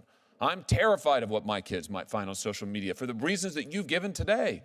But as a parent, I can't do a thing about it if these companies decide to exploit my children. And it is time for that to change. And we know how to change it. The way to change it is give the parents in this country the right to get into court. Open the courthouse doors and allow them to sue these companies. It's time. And until this body takes that action, I just have to say almost nothing else we do is really serious. You can try to fine them, they don't care. You can change the rules on reporting, they'll evade it. You can slap them on the wrist, they won't do anything. Until plaintiffs can get into court, nothing will change. And so I will introduce legislation, this Congress, to allow parents, to allow you to go to court and sue these companies. And I call on every member of this committee and every member of this body to support this effort to get justice for your children. Thank you for being here today. Thank you, Madam Chair. Senator Padilla. Thank you, Madam Chair. Colleagues, I so much appreciate the opportunity to focus on this crisis today with one caveat. I think it's a little disappointing to continue to stick to an inaccurate narrative that the fentanyl crisis in America is primarily an immigration problem. The fentanyl crisis in America is a health crisis. It is a public safety crisis. And as we've heard from testimonials today, it's a life and death crisis. But the fact of the matter is that the vast majority of fentanyl that is smuggled into the United States is brought in through legal ports of entry, mind you, not between ports of entry, but through legal ports of entry by primarily United States citizens. Don't just take my word for it. Look at CBP data. Now, I know it's been called into question earlier, the accuracy of it, even if it was off by, half. We're looking at half and half. Now, don't mistake my words here in condoning that anybody attempting to come into the United States unlawfully that happens to be carrying fentanyl should be off the hook. I disagree. We should clamp down on them. But if data is important for driving policy decisions and informing strategic actions, let's look at the facts. 80% plus of the fentanyl intercepted at the border is being brought in through ports of entry by United States citizens. So again, folks coming through unlawfully, I'm not saying ignore them, but let's not ignore where the concentration of the problem is. I want to ask the witnesses today what recommendations or strategies that we should be implementing through the Department of Justice, through the Department of Homeland Security. I think we're going to have opportunities for other DOJ officials in the coming days and weeks to do that, and we should. But I will suggest, colleagues, that the recent changes by the administration at the Department of Justice that has resulted in the shifting of critical resources, including from the FBI, including from the DEA, including the ATF, towards immigration enforcement, which, be clear, be honest with ourselves and the public, is not exclusive to violent criminals. It's everybody. Minor offenses, people who haven't committed any offense other than, in the eyes of folks, well, if they came illegally, then they're criminals.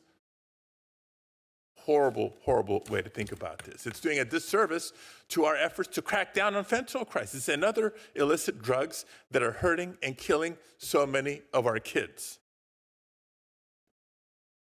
My first question, Dr. Farfan Mendez, can you explain how diverting law enforcement resources towards immigration enforcement could actually undermine fentanyl investigations and make it harder to disrupt trafficking networks?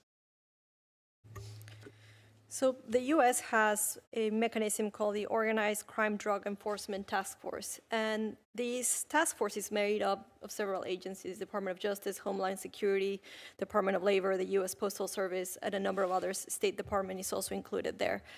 Putting together criminal investigations that take down trafficking networks is a long process. It takes time, it takes interagency coordination. In the best of cases, it also takes international cooperation, including with Mexico.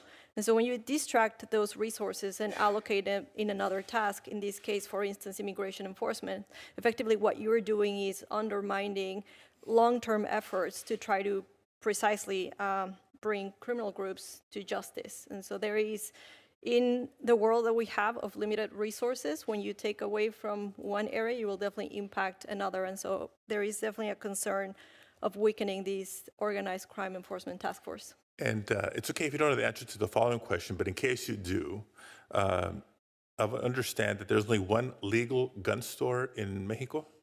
Correct. Mexico only has one legal gun store. Okay, so for all of my colleagues who for years and years have talked about clamping down on the cartels, the criminal organizations that are arming themselves with weapons trafficked from the United States, folks, according to ATF data. Again, I'm not sorry for relying on our own data. Up to 500,000 U.S.-sourced firearms are trafficked into Mexico every year, with 70% of crime guns recovered in Mexico tracing back to the United States.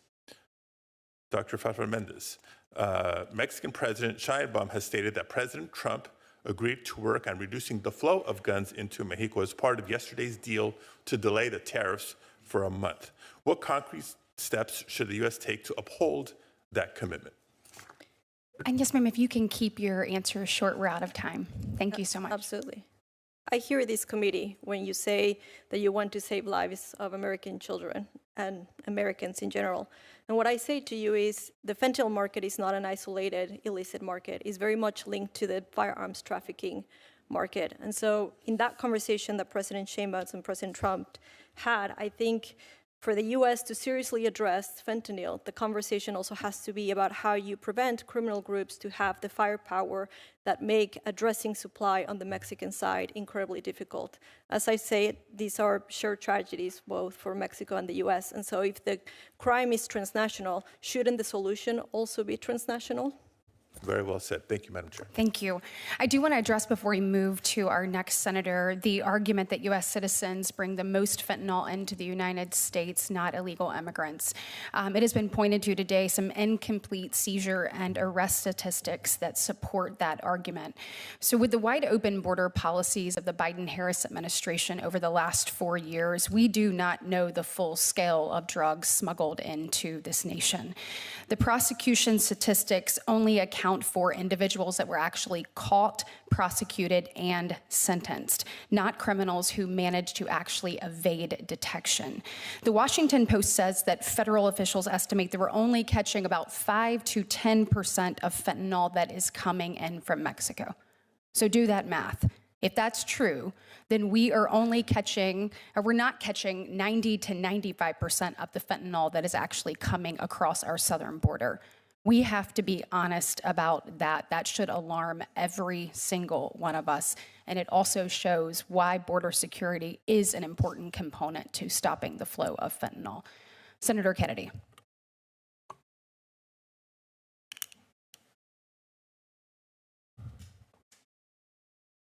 Dr. Farfan, the president of Mexico until 2024 was President Lopez Obrador. Is that right? And he ran for president with respect to the cartels on the slogan, hugs, not bullets. Is that right? Well, no, he did not run on his campaign with that slogan. Yes, he did. Now, his hand-picked successor is President Steinbaum. Is that correct? Sheinbaum. Is that correct? Gloria Sheinbaum. Right. Am I right? Yes. Okay. I love the people of Mexico, and the people of Mexico are good friends. But isn't a big part of the problem that President Lopez Obrador and now President Sheinbaum, thank you for correcting me, by the way, live in the right front pocket of the Mexican drug cartels? I disagree with that statement. I thought you might. You want more task forces. Dr. Westlake, this represents 400 grams of fentanyl. Kill every person in Providence, Rhode Island. If you're a dealer and you get caught with this, you get 10 years minimum.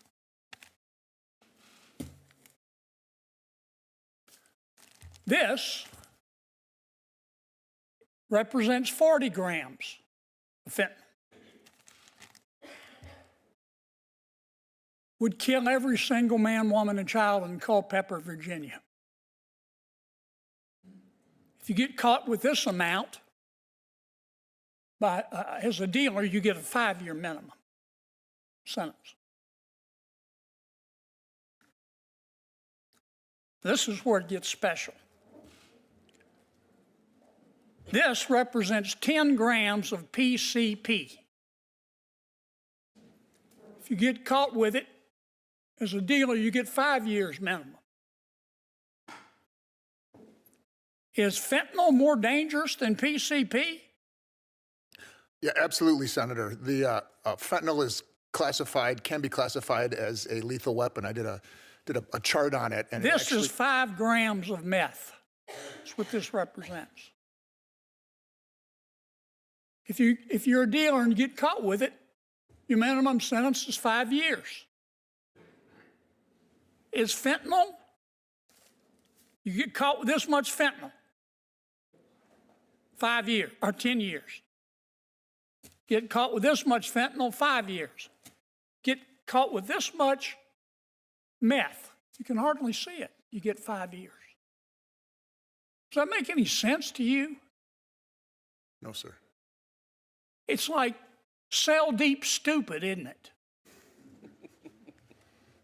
You don't need a task force to see the logic of that. I've got a bill, it's called the Fairness in Fentanyl Sentencing, I've reintroduced. This bill will lower the 5-year mandatory minimum for 40 grams of fentanyl to 2 grams of fentanyl. It'll lower the 10-year mandatory minimum from 400 grams of fentanyl to 20 grams of fentanyl. This bill won't punish addicts. It'll help. It's not going to help until President Lopez Obrador and President Sheinbaum get out of the pockets of the drug cartels. But it's a start. This bill will punish dealers. Thank you, Madam Chairman.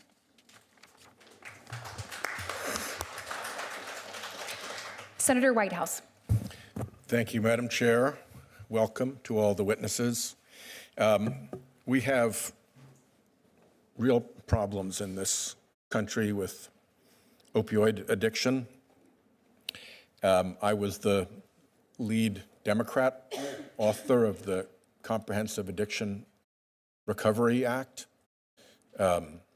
which both changed the nature of the response to this with a lot more emphasis on recovery and prevention, and also opened up significant funding that has flowed through to states to help the groups that are helping people through their addiction and through their recovery. At this point, as best I can tell, the Trump funding freeze is blocking dollars that would otherwise be flowing to treatment and recovery groups around the country. In some cases, it's not so much that they're being told no, it's that they can't get a straight answer. And the confusion could well be just a deliberate fog to obscure the freeze. The lawsuits that are proceeding will help clarify that. But in the meantime, I think it's notable when we're dealing here with this issue to understand that the Trump administration has unilaterally frozen funds that flow through to this problem.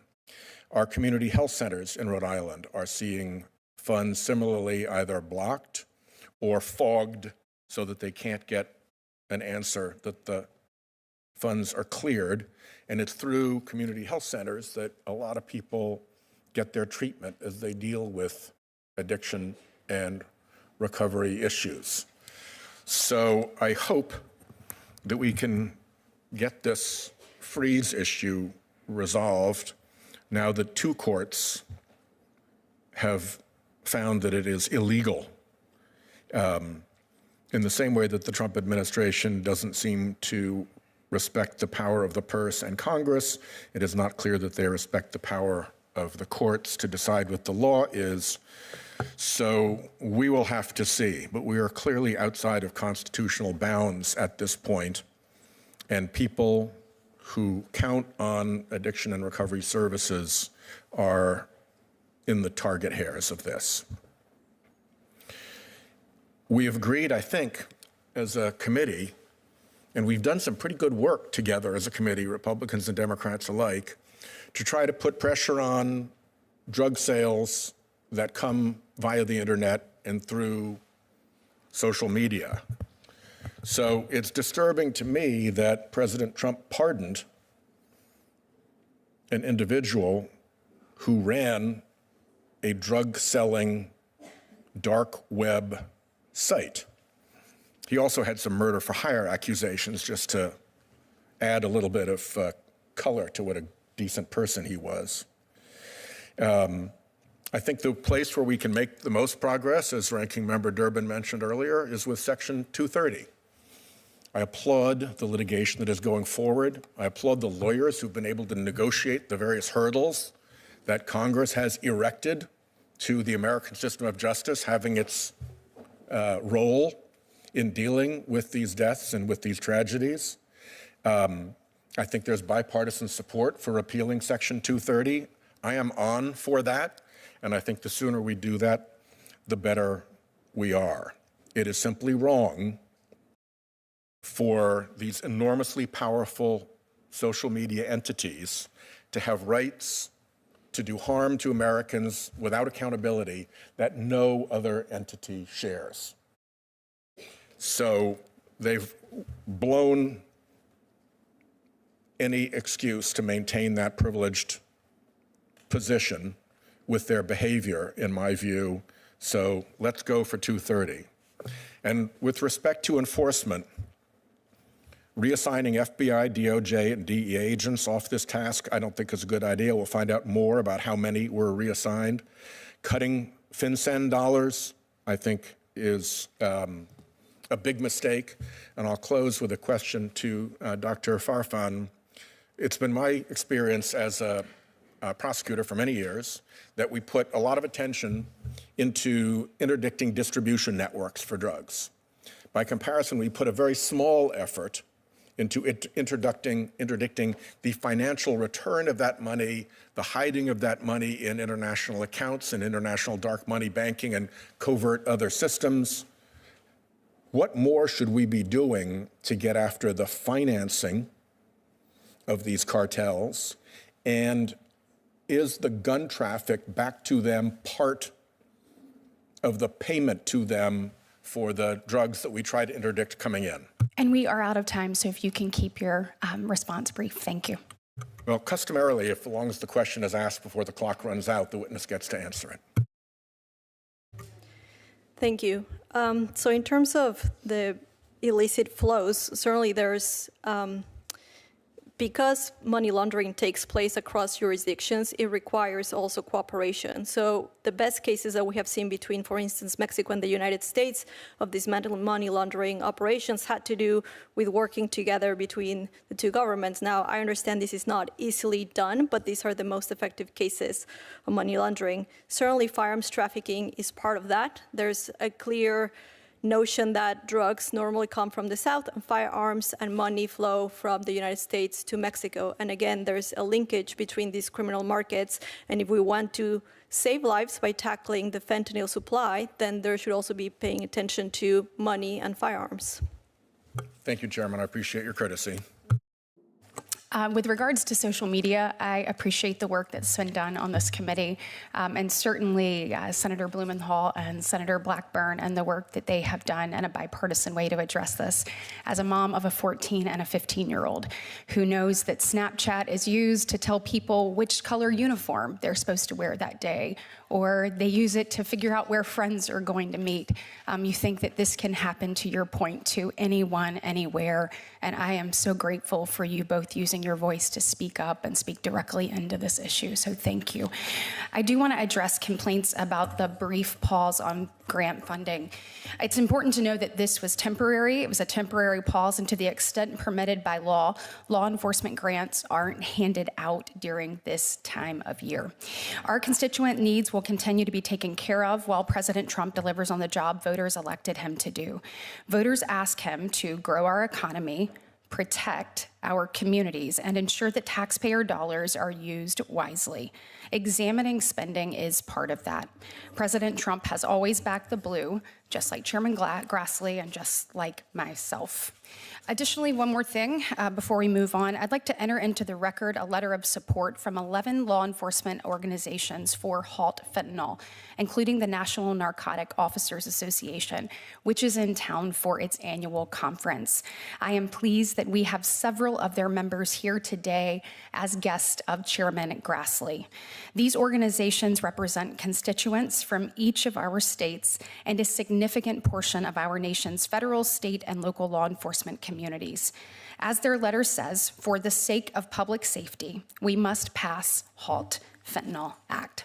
Senator Blackburn. Thank you so much, Madam Chairman. Mr. Puerto, I am so sorry for your loss. I noted that you said your son had an ADHD diagnosis, and I was looking at figures last week from our TennCare, which is our Medicaid program in Tennessee, and there are over 400,000 children in our state of 7 million people that have an ADHD diagnosis. I know that we have so many times seen kids that to deal with the pain would try to get something, and my heart breaks for you. And I hope we take a deeper dive, and that if confirmed, that Robert F. Kennedy will take a deeper dive into how we medicate children and work on these issues. And thank you for the good work that you are doing. Ms. Noring, thank you for your support of COSA. I appreciate that, and we share your heartbreak. I stepped out of committee to go speak to a group of children that are here for Wired Human and are working on this issue. And the work that you and other parents have done has encouraged these children to stand up and be a resource to their peers and to help them through this issue. So I thank you for that good work that you are doing. Sheriff Barnes, I want to talk with you about HIDA. I know that in 22, we had 134 criminal organizations that were dismantled by HIDA. We had over 8,700 kilograms of drugs that were removed nationally. And in Tennessee, our TBI director, Director Roush, every time he sees me, he says, we have to reauthorize HIDA because it is effective.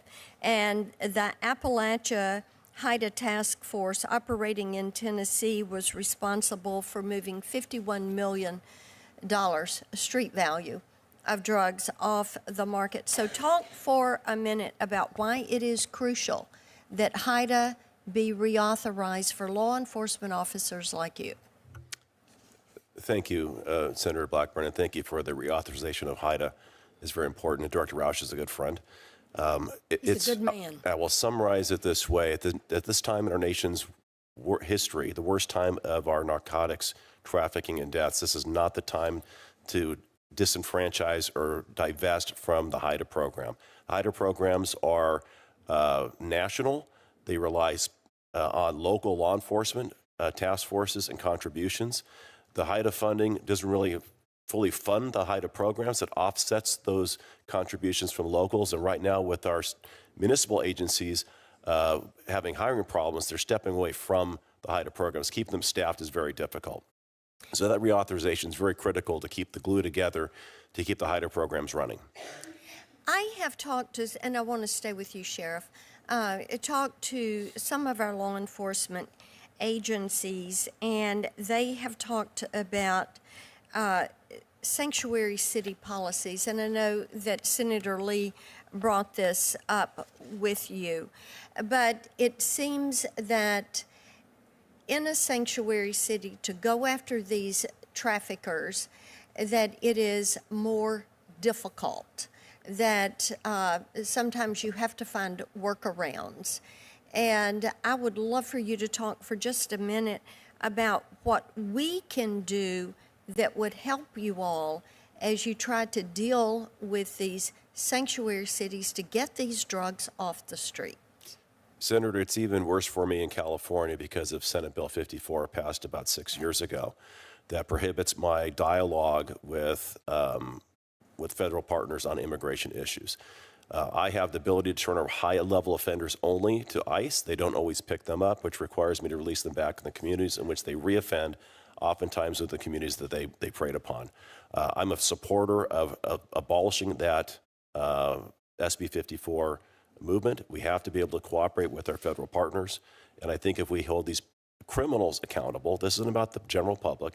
Those are entrusted to my care in my jail, and the safest environment to transfer them over to ICE's custody will keep our communities safe, especially those immigrant communities, from them returning to and preying upon them. And, you know, so many people will say when they get back out, you know, when they evade law enforcement in these sanctuary cities, that they really return even more committed to abuse people in those communities where they have been trafficking those drugs, to pick up the pace of selling the drugs. And I look at these sanctuary city policies and I think how difficult it makes your job when you're trying to keep our community safe. And we thank you for the work that you're doing. We thank each of you for being here today. Senator Blumenthal and I are going to continue to push COSA to get, as you said, Ms. Noring, that foundational law that will allow us to hold social media to account. Thank you all. Thank you, Madam Chair. Thank you. Senator Schmidt. Thank you, Madam Chair. Two hearings and you're chairing the committee. This is, wow, it's amazing. Thank you for recognizing me. First of all, as a parent of 3 young children, or now they're not so young now, teenage girls, and my son Stephen, who's 20, thank you for being here and sharing your stories. I can't imagine how difficult it is to do this, but it is incredibly effective, I think, when you do show up and you share those stories. It humanizes something and an issue that can very often become about different things other than the actual human impact. And, you know, from my perspective, the job I had before this, I was an attorney general in the state of Missouri and actually served with Senator Moody. And we went down to the border and learned a lot about the activity and how the cartels, and it's not just the drugs, and there are obviously the drugs, but the value of the human trafficking alone, and this is a few years ago, was $100 million a week. A week. That is not that we're not even talking about the value of the drugs that they're moving, and the zones of influence that they have into the interior of the United States. This is a serious crisis, and obviously it's killing, you know, too many of our young men and women in this country and communities all across the country. And you know, it gets overused now, but every state truly is a border state when it comes to this. And sort of in that vein about the cartels, I do want to ask you, Doctor, in your view, is Mexico doing enough from a law enforcement perspective as it relates to the cartels? I think both countries need to do more. No, yeah, Mexico. I'm asking about Mexico. There's a lot we need to do, but I want to ask specifically, I mean, part of the reason you're here is to speak to that relationship between the U.S. and Mexico, but from your view, are they doing enough? I think there's definitely more that can be done by Mexico. And what would that be? I think he's working closer with U.S. counterparts. I think he's also having this diagnosis of this connection between these criminal markets, firearms trafficking, drug trafficking, to really benefit communities on both sides of the border.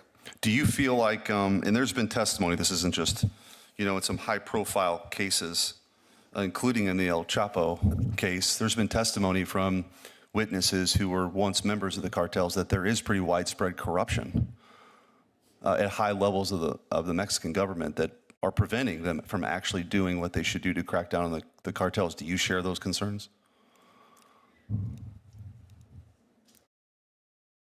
I would not necessarily align myself with the testimony of potentially a criminal witness from a case like that. I understand there are concerns about corruption within Mexico, and I understand there's questions about needing to address that. Having said that, I think general accusations about corruption of the entire government, those are not necessarily productive for good U.S.-Mexico engagement. Well, I guess what I'm getting at is that there are people, and I get the complexities of some testimony, but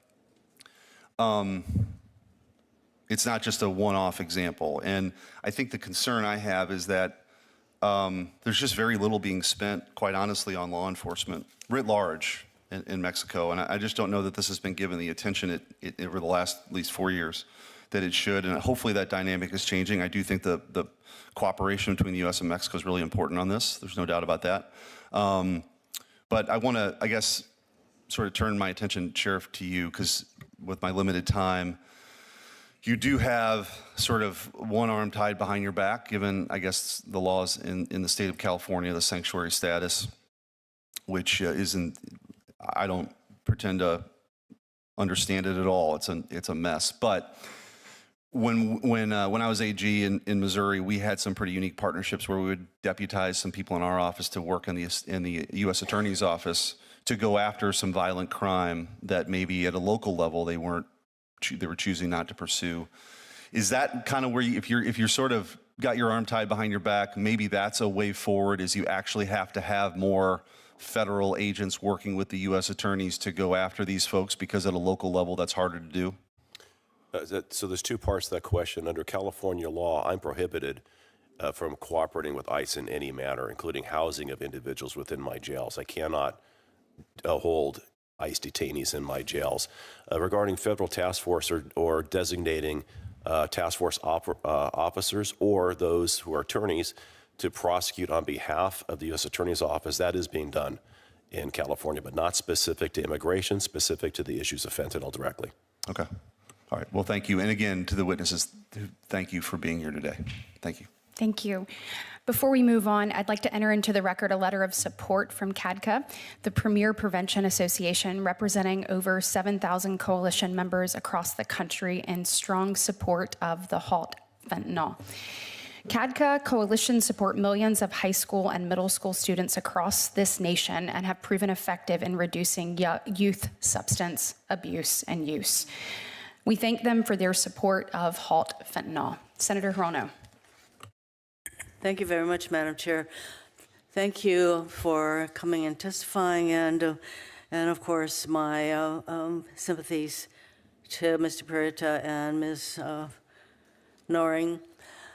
Obviously, this is a complicated question in the sense that we have disagreements on who is bringing in fentanyl into our country, but we all know that it is creating basically a havoc.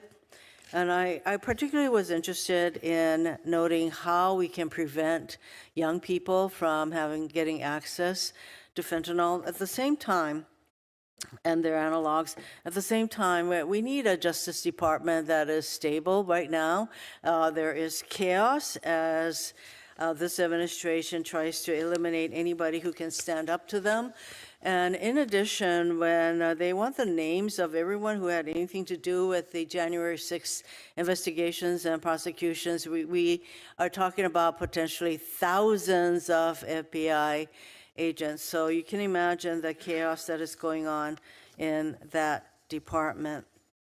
For Mr. Puerto, I know you mentioned the Dead on Arrival as a documentary that is shown. I mean, what age do you think that the children should be when they are alerted to, for example, not buying anything on the internet? And this goes for Ms. Nodding too, in terms of prevention. What is an age? And then, does a documentary like the one you mentioned, does it really impact the young people? If not, what does in terms of education? Dead on Arrival, again, is a 22-minute documentary that we use in junior high schools and high schools across the nation. We just started also with 5th and 6th graders as well. We started that in Lake County, California, where Mr. Filson, who's behind me here, went up there and saw more than 5,000 students.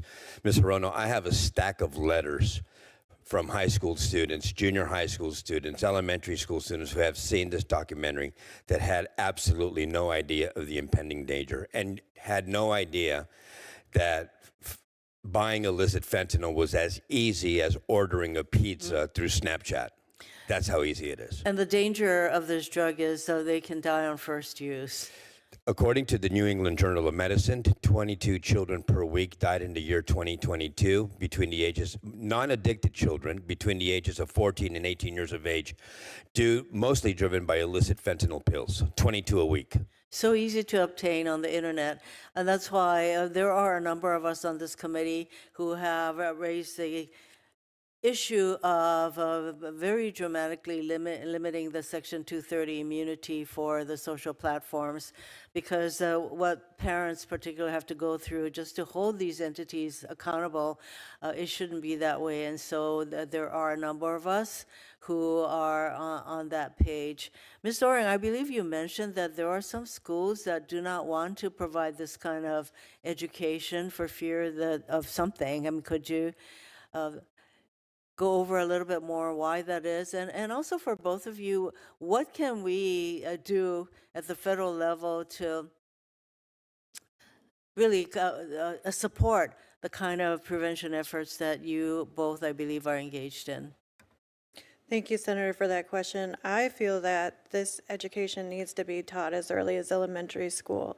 I believe, just from my own experience back home and studies done back home and surveys done back home with our students, 12-year-olds are the start of where they are beginning with the vapes and the THC vapes. So the earlier we can reach them, definitely the better. Back home, the schools, it's multiple roadblocks. They don't want it in their schools. There's not enough time in the school years. There's a stigma that it could create more kids going out there and being exposed to these. We've seen a decline in the DARE programs for that reason. Short of requiring this kind of education to be available, what can we do at the federal level to promote and to support your efforts? Well, I know that was a big thing with families like mine pushing to get our schools to carry naloxone. And as part of our legalizing marijuana bill, in the year 2025, schools now have to they are required now to provide fentanyl poisoning education. And it's kind of, with the legalization of that, it's kind of hypocritical, to have that education piece tucked into that bill, in my opinion, because now we're saying it's okay to do one drug, but these drugs, stay away from these ones. Most of these nonprofits are all made up of bereaved families that would come together, and because they felt like the government wasn't doing enough, and we felt that we just couldn't sit idly by and watch these children die on a daily basis. So I think one of the things that could really be helpful from the federal government is giving us grants to community organizations like ourselves, because we don't really fall into a certain category where we can get grants to do this. We're self-funded, actually, and it's really difficult to do that, especially when we're traveling across the nation and doing the work that we do. But we don't charge any money for what we do. We charge $0 to go to a school. We take time out of our days, out of our weeks, and like I said, Mr. Filson was up in Lake County, California, up there for a full week educating 5,000 students on the dangers of illicit fentanyl. But community grants for our specific, I guess, niche, for a lack of better words, would be really great. I think that is something that we can do, provided that we have an administration that isn't going to put a blanket hold on all grants to entities such as yours. Thank you very much for your testimony and your suggestion. Thank you. As been discussed here today, in 2024, CBP seized approximately 22,000 pounds of fentanyl at U.S. ports of entry on our southern border and our northern border, as well as coastal and interior ports. That's nearly 1.1 billion lethal doses. That averages out to approximately 3 doses for every person residing in the United States. And perhaps of even greater concern, it's been estimated, as I mentioned earlier, that only 5 to 10% of the fentanyl crossing the border is actually being interdicted. The flow of drugs across our borders is ravaging communities around our country, including in my home state of Alabama. In 2023, an annual report of the Alabama Opioid Overdose and Addiction Council discussed the alarming increase in fentanyl-related overdose deaths and poisonings in Alabama between 2018 and 2022.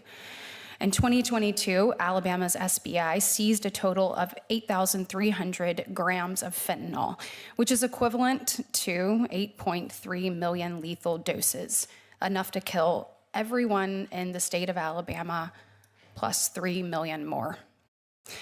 In FY 2024, that number was up to 12,400 grams of fentanyl. So let's be clear, these numbers increasing actually represent more devastated families and more deaths. I have sat across from far too many parents in my short time in the United States Senate that are grieving just as you two are. And I just want to say again, thank you for sharing your story. I'm going to have our team clip your testimony, put it together so that we can help begin that PSA. You are changing lives. You're here today not only to see change in law, but to make sure that we save lives and that no one else has to go through what you did. So thank you for sharing your story. And I can promise you with every ounce of me, we're going to do everything possible to elevate it, to ask parents to watch your testimony today, to ask parents to listen to what you are saying so that they do not have to go through the unthinkable that you have. And we are just so grateful for your willingness to be here.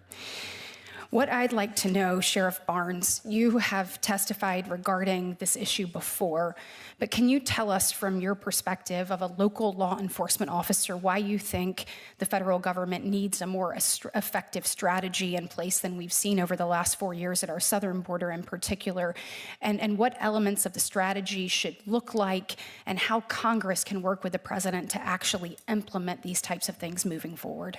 Yes, thank you, Senator. I have testified to this before, and I think if you look just from post 9/11 where we are today, the threat horizon is much broader than it was back 24 years ago, and it's encompassing all these other categorical crimes, cyber, fentanyl, human trafficking. They're all on the same platform. So specific to fentanyl, we have to work laterally and vertically, and that means vertically with our federal partners, our state partners, and our local partners, laterally with all the different efforts being put forth on the trafficking entities that are disparately addressing this issue, but we're not synergizing those efforts very well. I believe that we have a problem with communications. Okay. If we're going to do a great offense, we have to communicate with our federal partners at the border, find out where their efforts are, how we can pivot around those to get the end around from the cartels, and most importantly right now, be aware of probably the maritime issues we'll undoubtedly face going forward because of the closure at the border. They will pivot around on the waterways. Thank you. Dr. Westlake, first I want to thank you for the incredible work that you've done as a medical professional and as an advocate working to protect Americans from the dangers of illicit drugs like fentanyl. In my view, we need to be as bold as possible when it comes to taking steps to protecting American children and families from the scourge of fentanyl. That's one of the reasons I am a co-sponsor of the Halt Fentanyl Act. Given your work on the issue, can you comment on the impact that FRS class scheduling has had on the enforcement landscape over the last several years, and if there are any myths about class scheduling that you would like to dispel? Thanks for the question, Senator Britt. Yeah, so the myths that were there were initially that there would be people that were incarcerated from it, unduly incarcerated. It's already proven through the GA report and since then that people aren't being incarcerated for it for the same reason that people aren't dying from it, is because it doesn't exist. And that's what it does. This is, I don't envy the job that you have up here on the DS of addressing the, one of the things you address is the illicit fentanyl scourge. But one thing that's the lowest hanging fruit you can address is just permanently scheduling fentanyl-related substances. There's no impact on criminal justice that's negative. It saves people's lives. It's a proven strategy. It's a win. It's bipartisan. 70 votes in the House last session, probably more this session. So I encourage that to happen. Thank you. And thank you all for your time today. I am going to recognize Senator Moody. And also, this is the fastest rise to the top ever. You will be chairing this committee as I go to vote. And it is appropriate because this has been one of my priorities as Attorney General, and I am honored to be here today among all of you. If you are a family member who has lost a loved one or a law enforcement official who has stood by that family and worked with someone who has lost a loved one, will you stand up? I just wanted this hearing to reflect the power of Americans coming together under such tragic loss to get something done. Thank you so much. This was one of, thank you, Katie Britt. This was one of my priorities as Attorney General, but not because I was the Attorney General. It was because I worked alongside so many people who had lost loved ones, law enforcement. I am a mother of a teenager. I am the wife of a law enforcement officer. This is the #1 killer of working and fighting age Americans, period. So we have a lot to deal with, a lot on our plates as leaders in this nation. This is the #1 killer of working and fighting age Americans right now. It has been. And if I sound upset about the fact that we have not moved faster on this, that is justified. I want to commend Chairman Grassley, who called this hearing. The last 4 years, this committee has not held one hearing on fentanyl. And again, I will repeat, this is the leading killer of working and fighting age Americans. And whether you are a lab in China, whether you are a cartel in Mexico, whether you are an organization that is sitting by while your company or your platform is being used to facilitate the trafficking of fentanyl and fentanyl-related substances, this is happening on purpose. This is intentional. No one can say that it is not, because things can be done. Like, I don't know, start with a hearing to talk about fentanyl. Bring family members that have lost loved ones, law enforcement that is working on the front lines. Thank you for taking the time to be here. I'm glad this is one of my first hearings. So I want to thank Chairman Grassley for doing this, because the last 4 years we should have had a hearing on this in this committee, and we have not. I'm the newest member here. I sit at a kid's table, if you can see. I'm not even attached to the real bench. But we're going to talk about it moving forward. I can assure you that. I just spoke with Joni. She said when she got here, she pledged to be a squealer on budget issues. I'm going to be a squealer on the loss of life, because this weakens us as a nation, weakens us. And I know all of you know that. I also want to thank a great president who has done a lot in the first 2 weeks in office. You know, in the last 4 years, I said repeatedly, as AG, we need to declare the cartels as foreign terrorist organizations. He got that done. I said we need to do that so we can send military to the border to secure it. He got that done. Oh, and by the way, when I pointed out, as Dr. Farfan said, transnational problems require transnational solutions. When I pointed out that the Mexican president at the time said, fentanyl is not our problem. I'm a Mexico first president. Fentanyl is an American problem. Soon thereafter, our commander-in-chief said that Mexico was a great partner. I am so glad that we have a president now that within the first 2 weeks leveraged tariffs, that now Mexico and Canada have both pledged resources and bodies to help shut those borders and stop the flow of fentanyl. That's how you get stuff done. It can happen if you have people committed to it. Transnational problems do require transnational effort, and I'm glad we have a commander-in-chief holding feet to the fire and getting it done. There's been a 350% increase in fentanyl deaths among our teens in the last 3 years, 4 years. I want to just say, as a mother, I could barely hold it together when I was listening to your testimony. I have a teenager right now.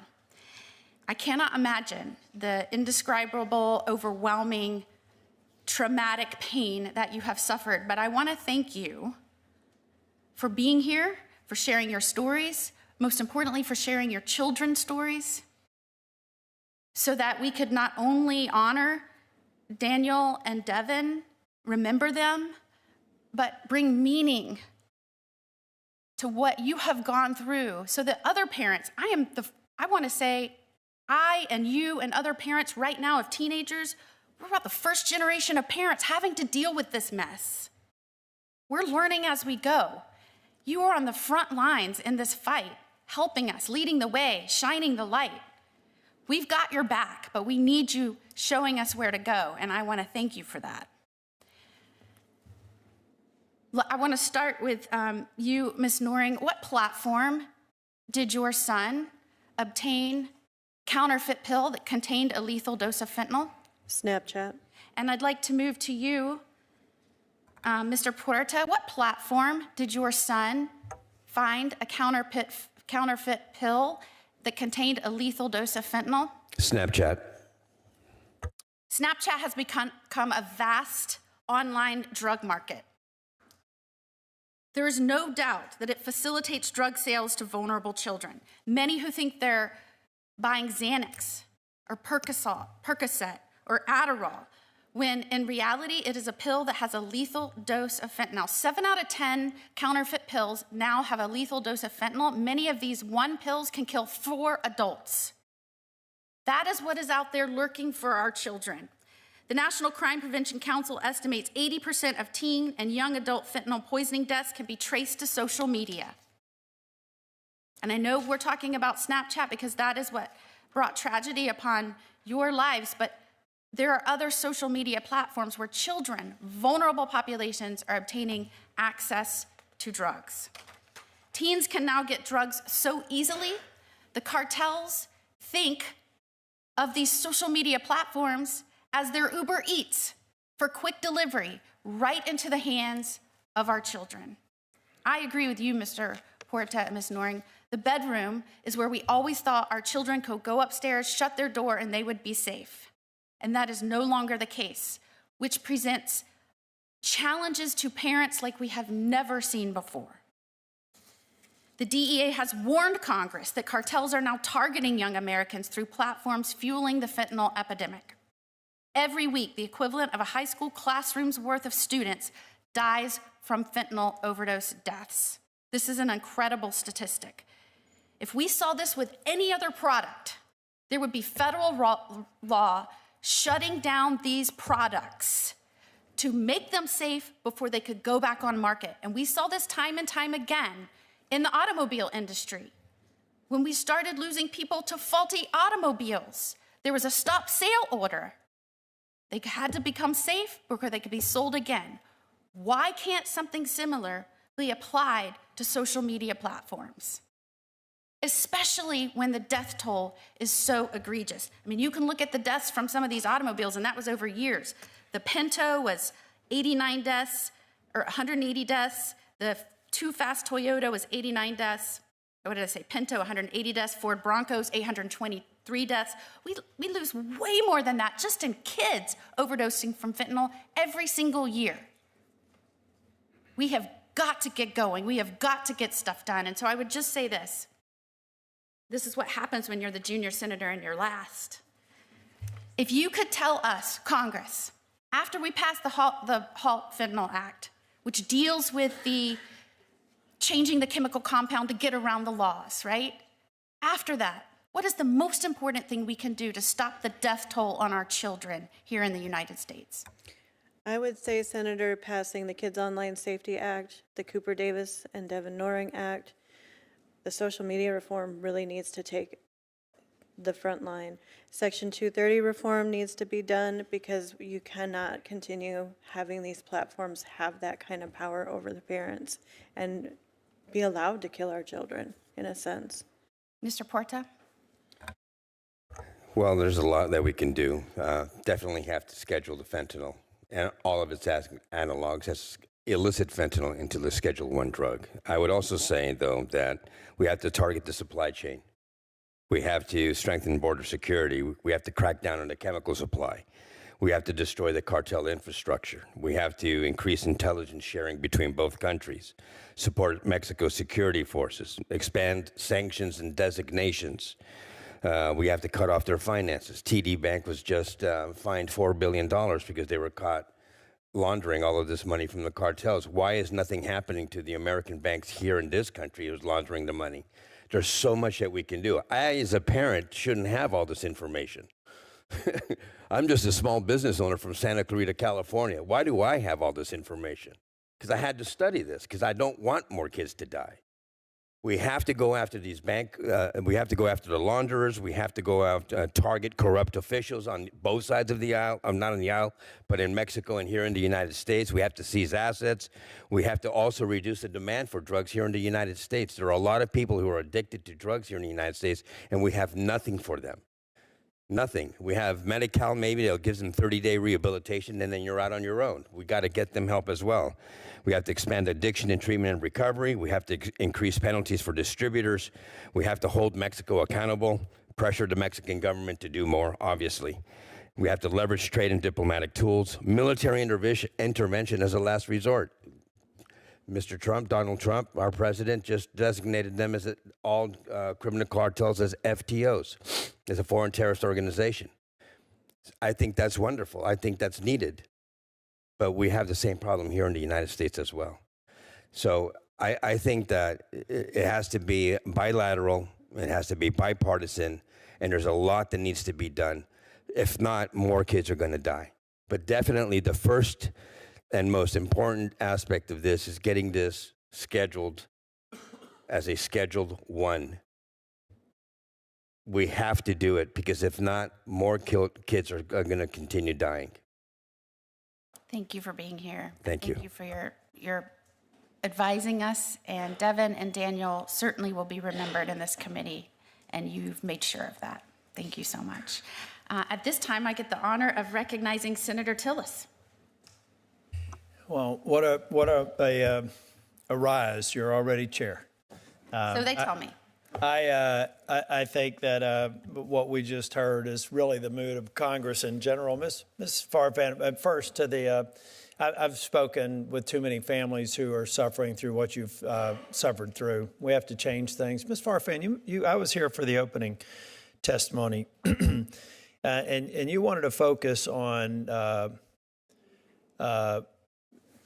the southern migration of weapons. I believe that's a serious concern, but you said something that concerned me, and it had to do with the will of the Mexican government. See, and I want you to, first I should say, I do believe that we have to hold the social media platforms accountable, but make no mistake about it, these thugs that run the cartels will find another way to get this poison here. If we don't dampen, if we don't do things that reduce the demand, and if we don't disrupt the supply, it'll just be a different way for the snakes to get this poison into our country. So we need to be smart and not high five if we do something with 230 that gets it off social media platforms.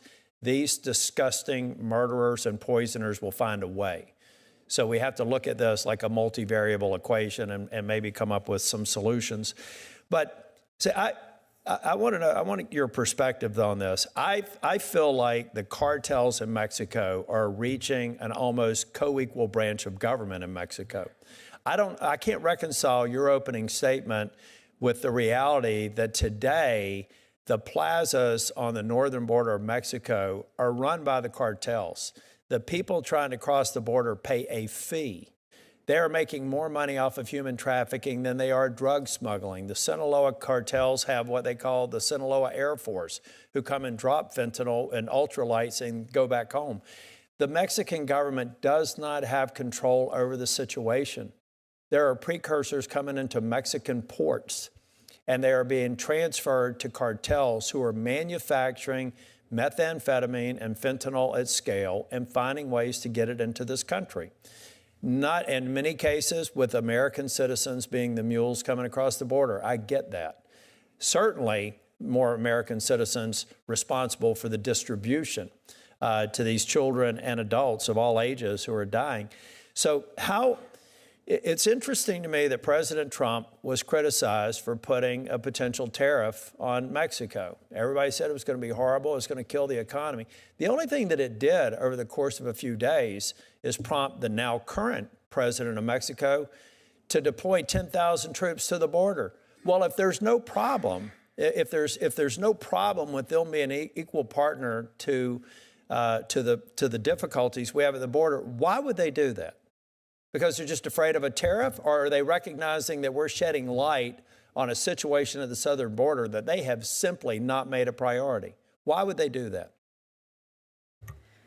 Well, I cannot speak on behalf of the Mexican government. I do Well, not let me work. just back up then, because you're a smart person. I just absolutely reject out of hand that this is, we've got to deal with the illicit trade and guns going across the border. I agree with that. In fact, I got in trouble with some gun advocacy, Second Amendment advocacy groups, because I agree that we got to fix that problem. But and maybe just for the record, you can suggest to me why you think Mexico has done everything they have to play their part in preventing this poison from being manufactured. China, in plain sight, is sending precursors. The Mexican, whoever's running the ports and who are allowing supply chains to occur, are allowing it to occur at scale. And over 100,000 people are dying every year in this country, many of them as a result of fentanyl or opioids. More people die in North Carolina as a result of overdoses for fentanyl or opioids than people die on our highways. Most of this, most reasonable people, unless for the purposes of CUFERs, you can send me evidence that Mexico needs to wake up and be a partner and a friend to our South and address this as the problem that it is. And it's happening in plain sight among the Mexican authorities and among the cartels who have organized the plazas at the northern border, and they are running it. There's no way that Mexico sends 10,000 troops to their northern border if they don't think they've got a problem that President Trump has illuminated. Thank you all for being here today, but please understand that some of the things you've asked for are all just steps in the right direction, but this is far more complicated than any one thing we can do, and I look forward to continuing to engage with you. Thank you. Thank you, Senator Tillis. Senator Graham. Thank you very much. Sheriff Barnes, you've been involved in this space for quite a while, right? How would you describe the role of China in the fentanyl problem America faces? China is the first domino that tips in contributing to the fentanyl crisis. They are the contributor of the vast majority of the precursor chemicals, and if we deal with that, that would be the first great first step in dealing with it. When they say they're not, they're lying, right? I would say they're not being truthful, yes. Yeah, I would say they're lying. So there's a 10% tariff on China. One of the things that President Trump would like to accomplish is to protect our country from fentanyl poisoning. Sheriff Barnes, what you say the DEA echoes. Without China, this couldn't happen. China is an essential ingredient in the poisoning of America by fentanyl. To the Chinese Communist Party, you either change or there will be consequences coming from the Trump administration and the Congress. We're not going to sit by any longer and watch you enrich yourselves, different companies in China, at the expense of America. So be on notice. You either change your practices regarding supporting drug cartels in Mexico, China, or you will pay a heavy price. And that's not too much to ask. Do you agree, Sheriff Barnes? I do, Senator. Doctor, how do you say your last name, ma'am? Farfan. Okay. Do you think the drug cartels should be foreign terrorist organizations under U.S. law?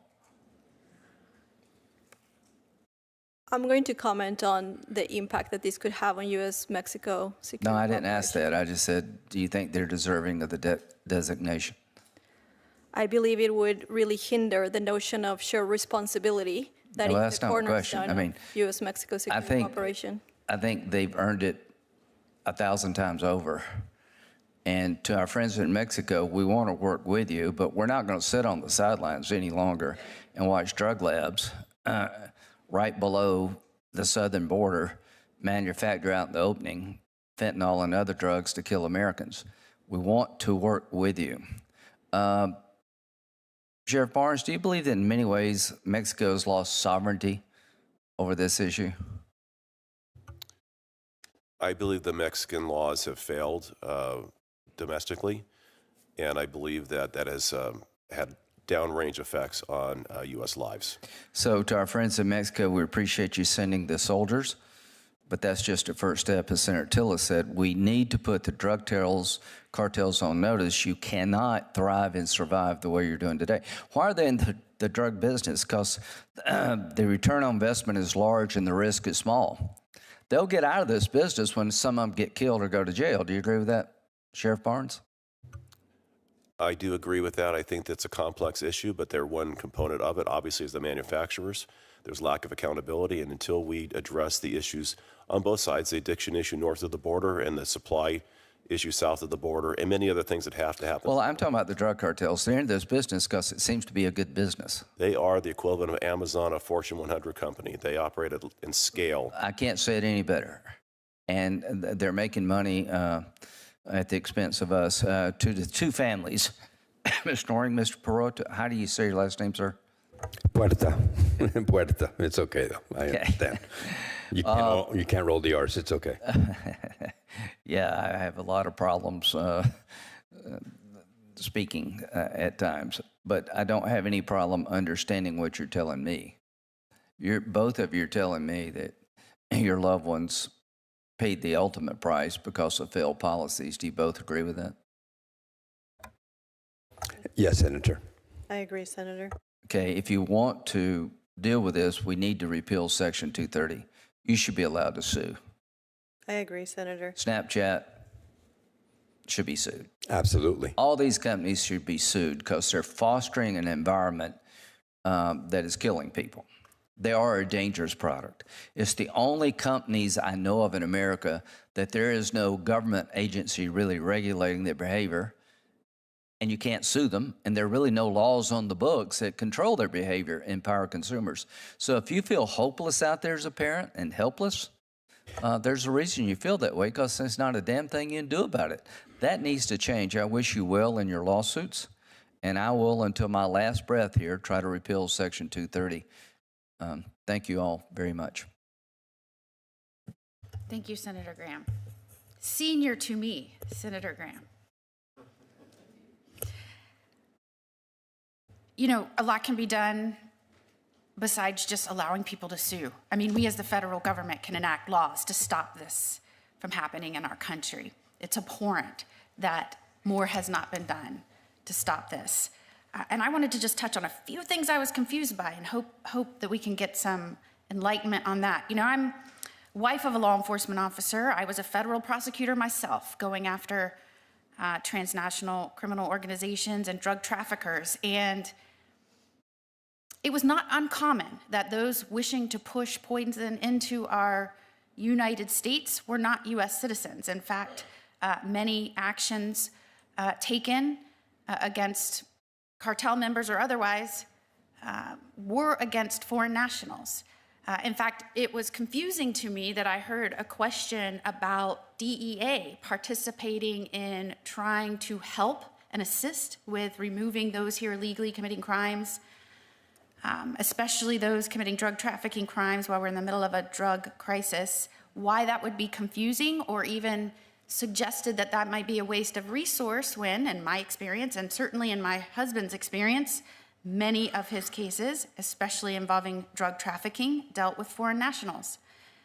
It's not surprising to me that they would enlist the Drug Enforcement Administration to assist. So I would like to ask Sheriff Barnes, could you speak to the claim that most prosecutions for fentanyl trafficking is being done against U.S. citizens? Yes, I think the data that was said, first you have to look at this in the population that we're dealing with. You have the trafficking component, which is a large scale in mass bringing across the border narcotics. And then you have the distribution and sales part of that. And that oftentimes includes Americans on both sides. But those American citizens participating have a direct nexus to and are acting on behalf of the cartels.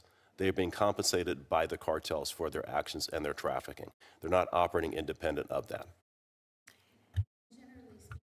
Generally speaking, Sheriff Barnes, once you have the upper echelons of cartels start pushing distribution down into the United States and others in the United States, that takes multiple people, correct? Thousands, in fact. Yes, it's a very organized marketing distribution network, but the profits, proceeds, and actors are all tied to the cartels. The drugs coming across have a nexus to the cartels regardless of citizenry.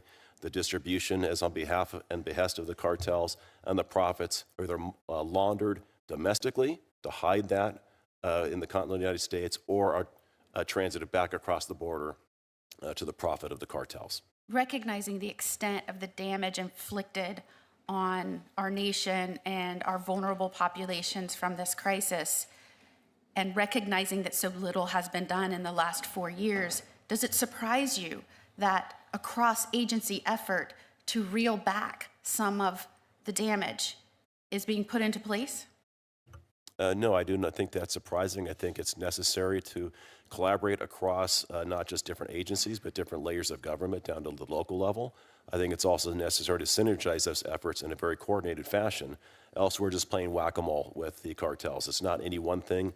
It's doing 12 things simultaneously in a very coordinated fashion that's going to, I think, hinder the cartels and start making a difference. And in your opinion, the cooperation and partnership of state and local law enforcement is necessary to start having an effect to reel back in some of what's happened over the last 4 years? I think that even before 4 years ago and even more now, it's necessary to collaborate, develop partnerships in a vertical fashion with our federal, state, and locals, and horizontally across those same planes, federal agency to federal agency, state to state, local to local, and have a more intentional conversation and, quite honestly, a collaborative, coordinated effort to be on the offense rather than playing the defense. We've been on the defense too long and responding to the cartels. They're going to pivot around us. We need to be ahead of their next move to outmaneuver them and anticipate what they're going to do next. A devastating crisis certainly requires strong actions to solve it.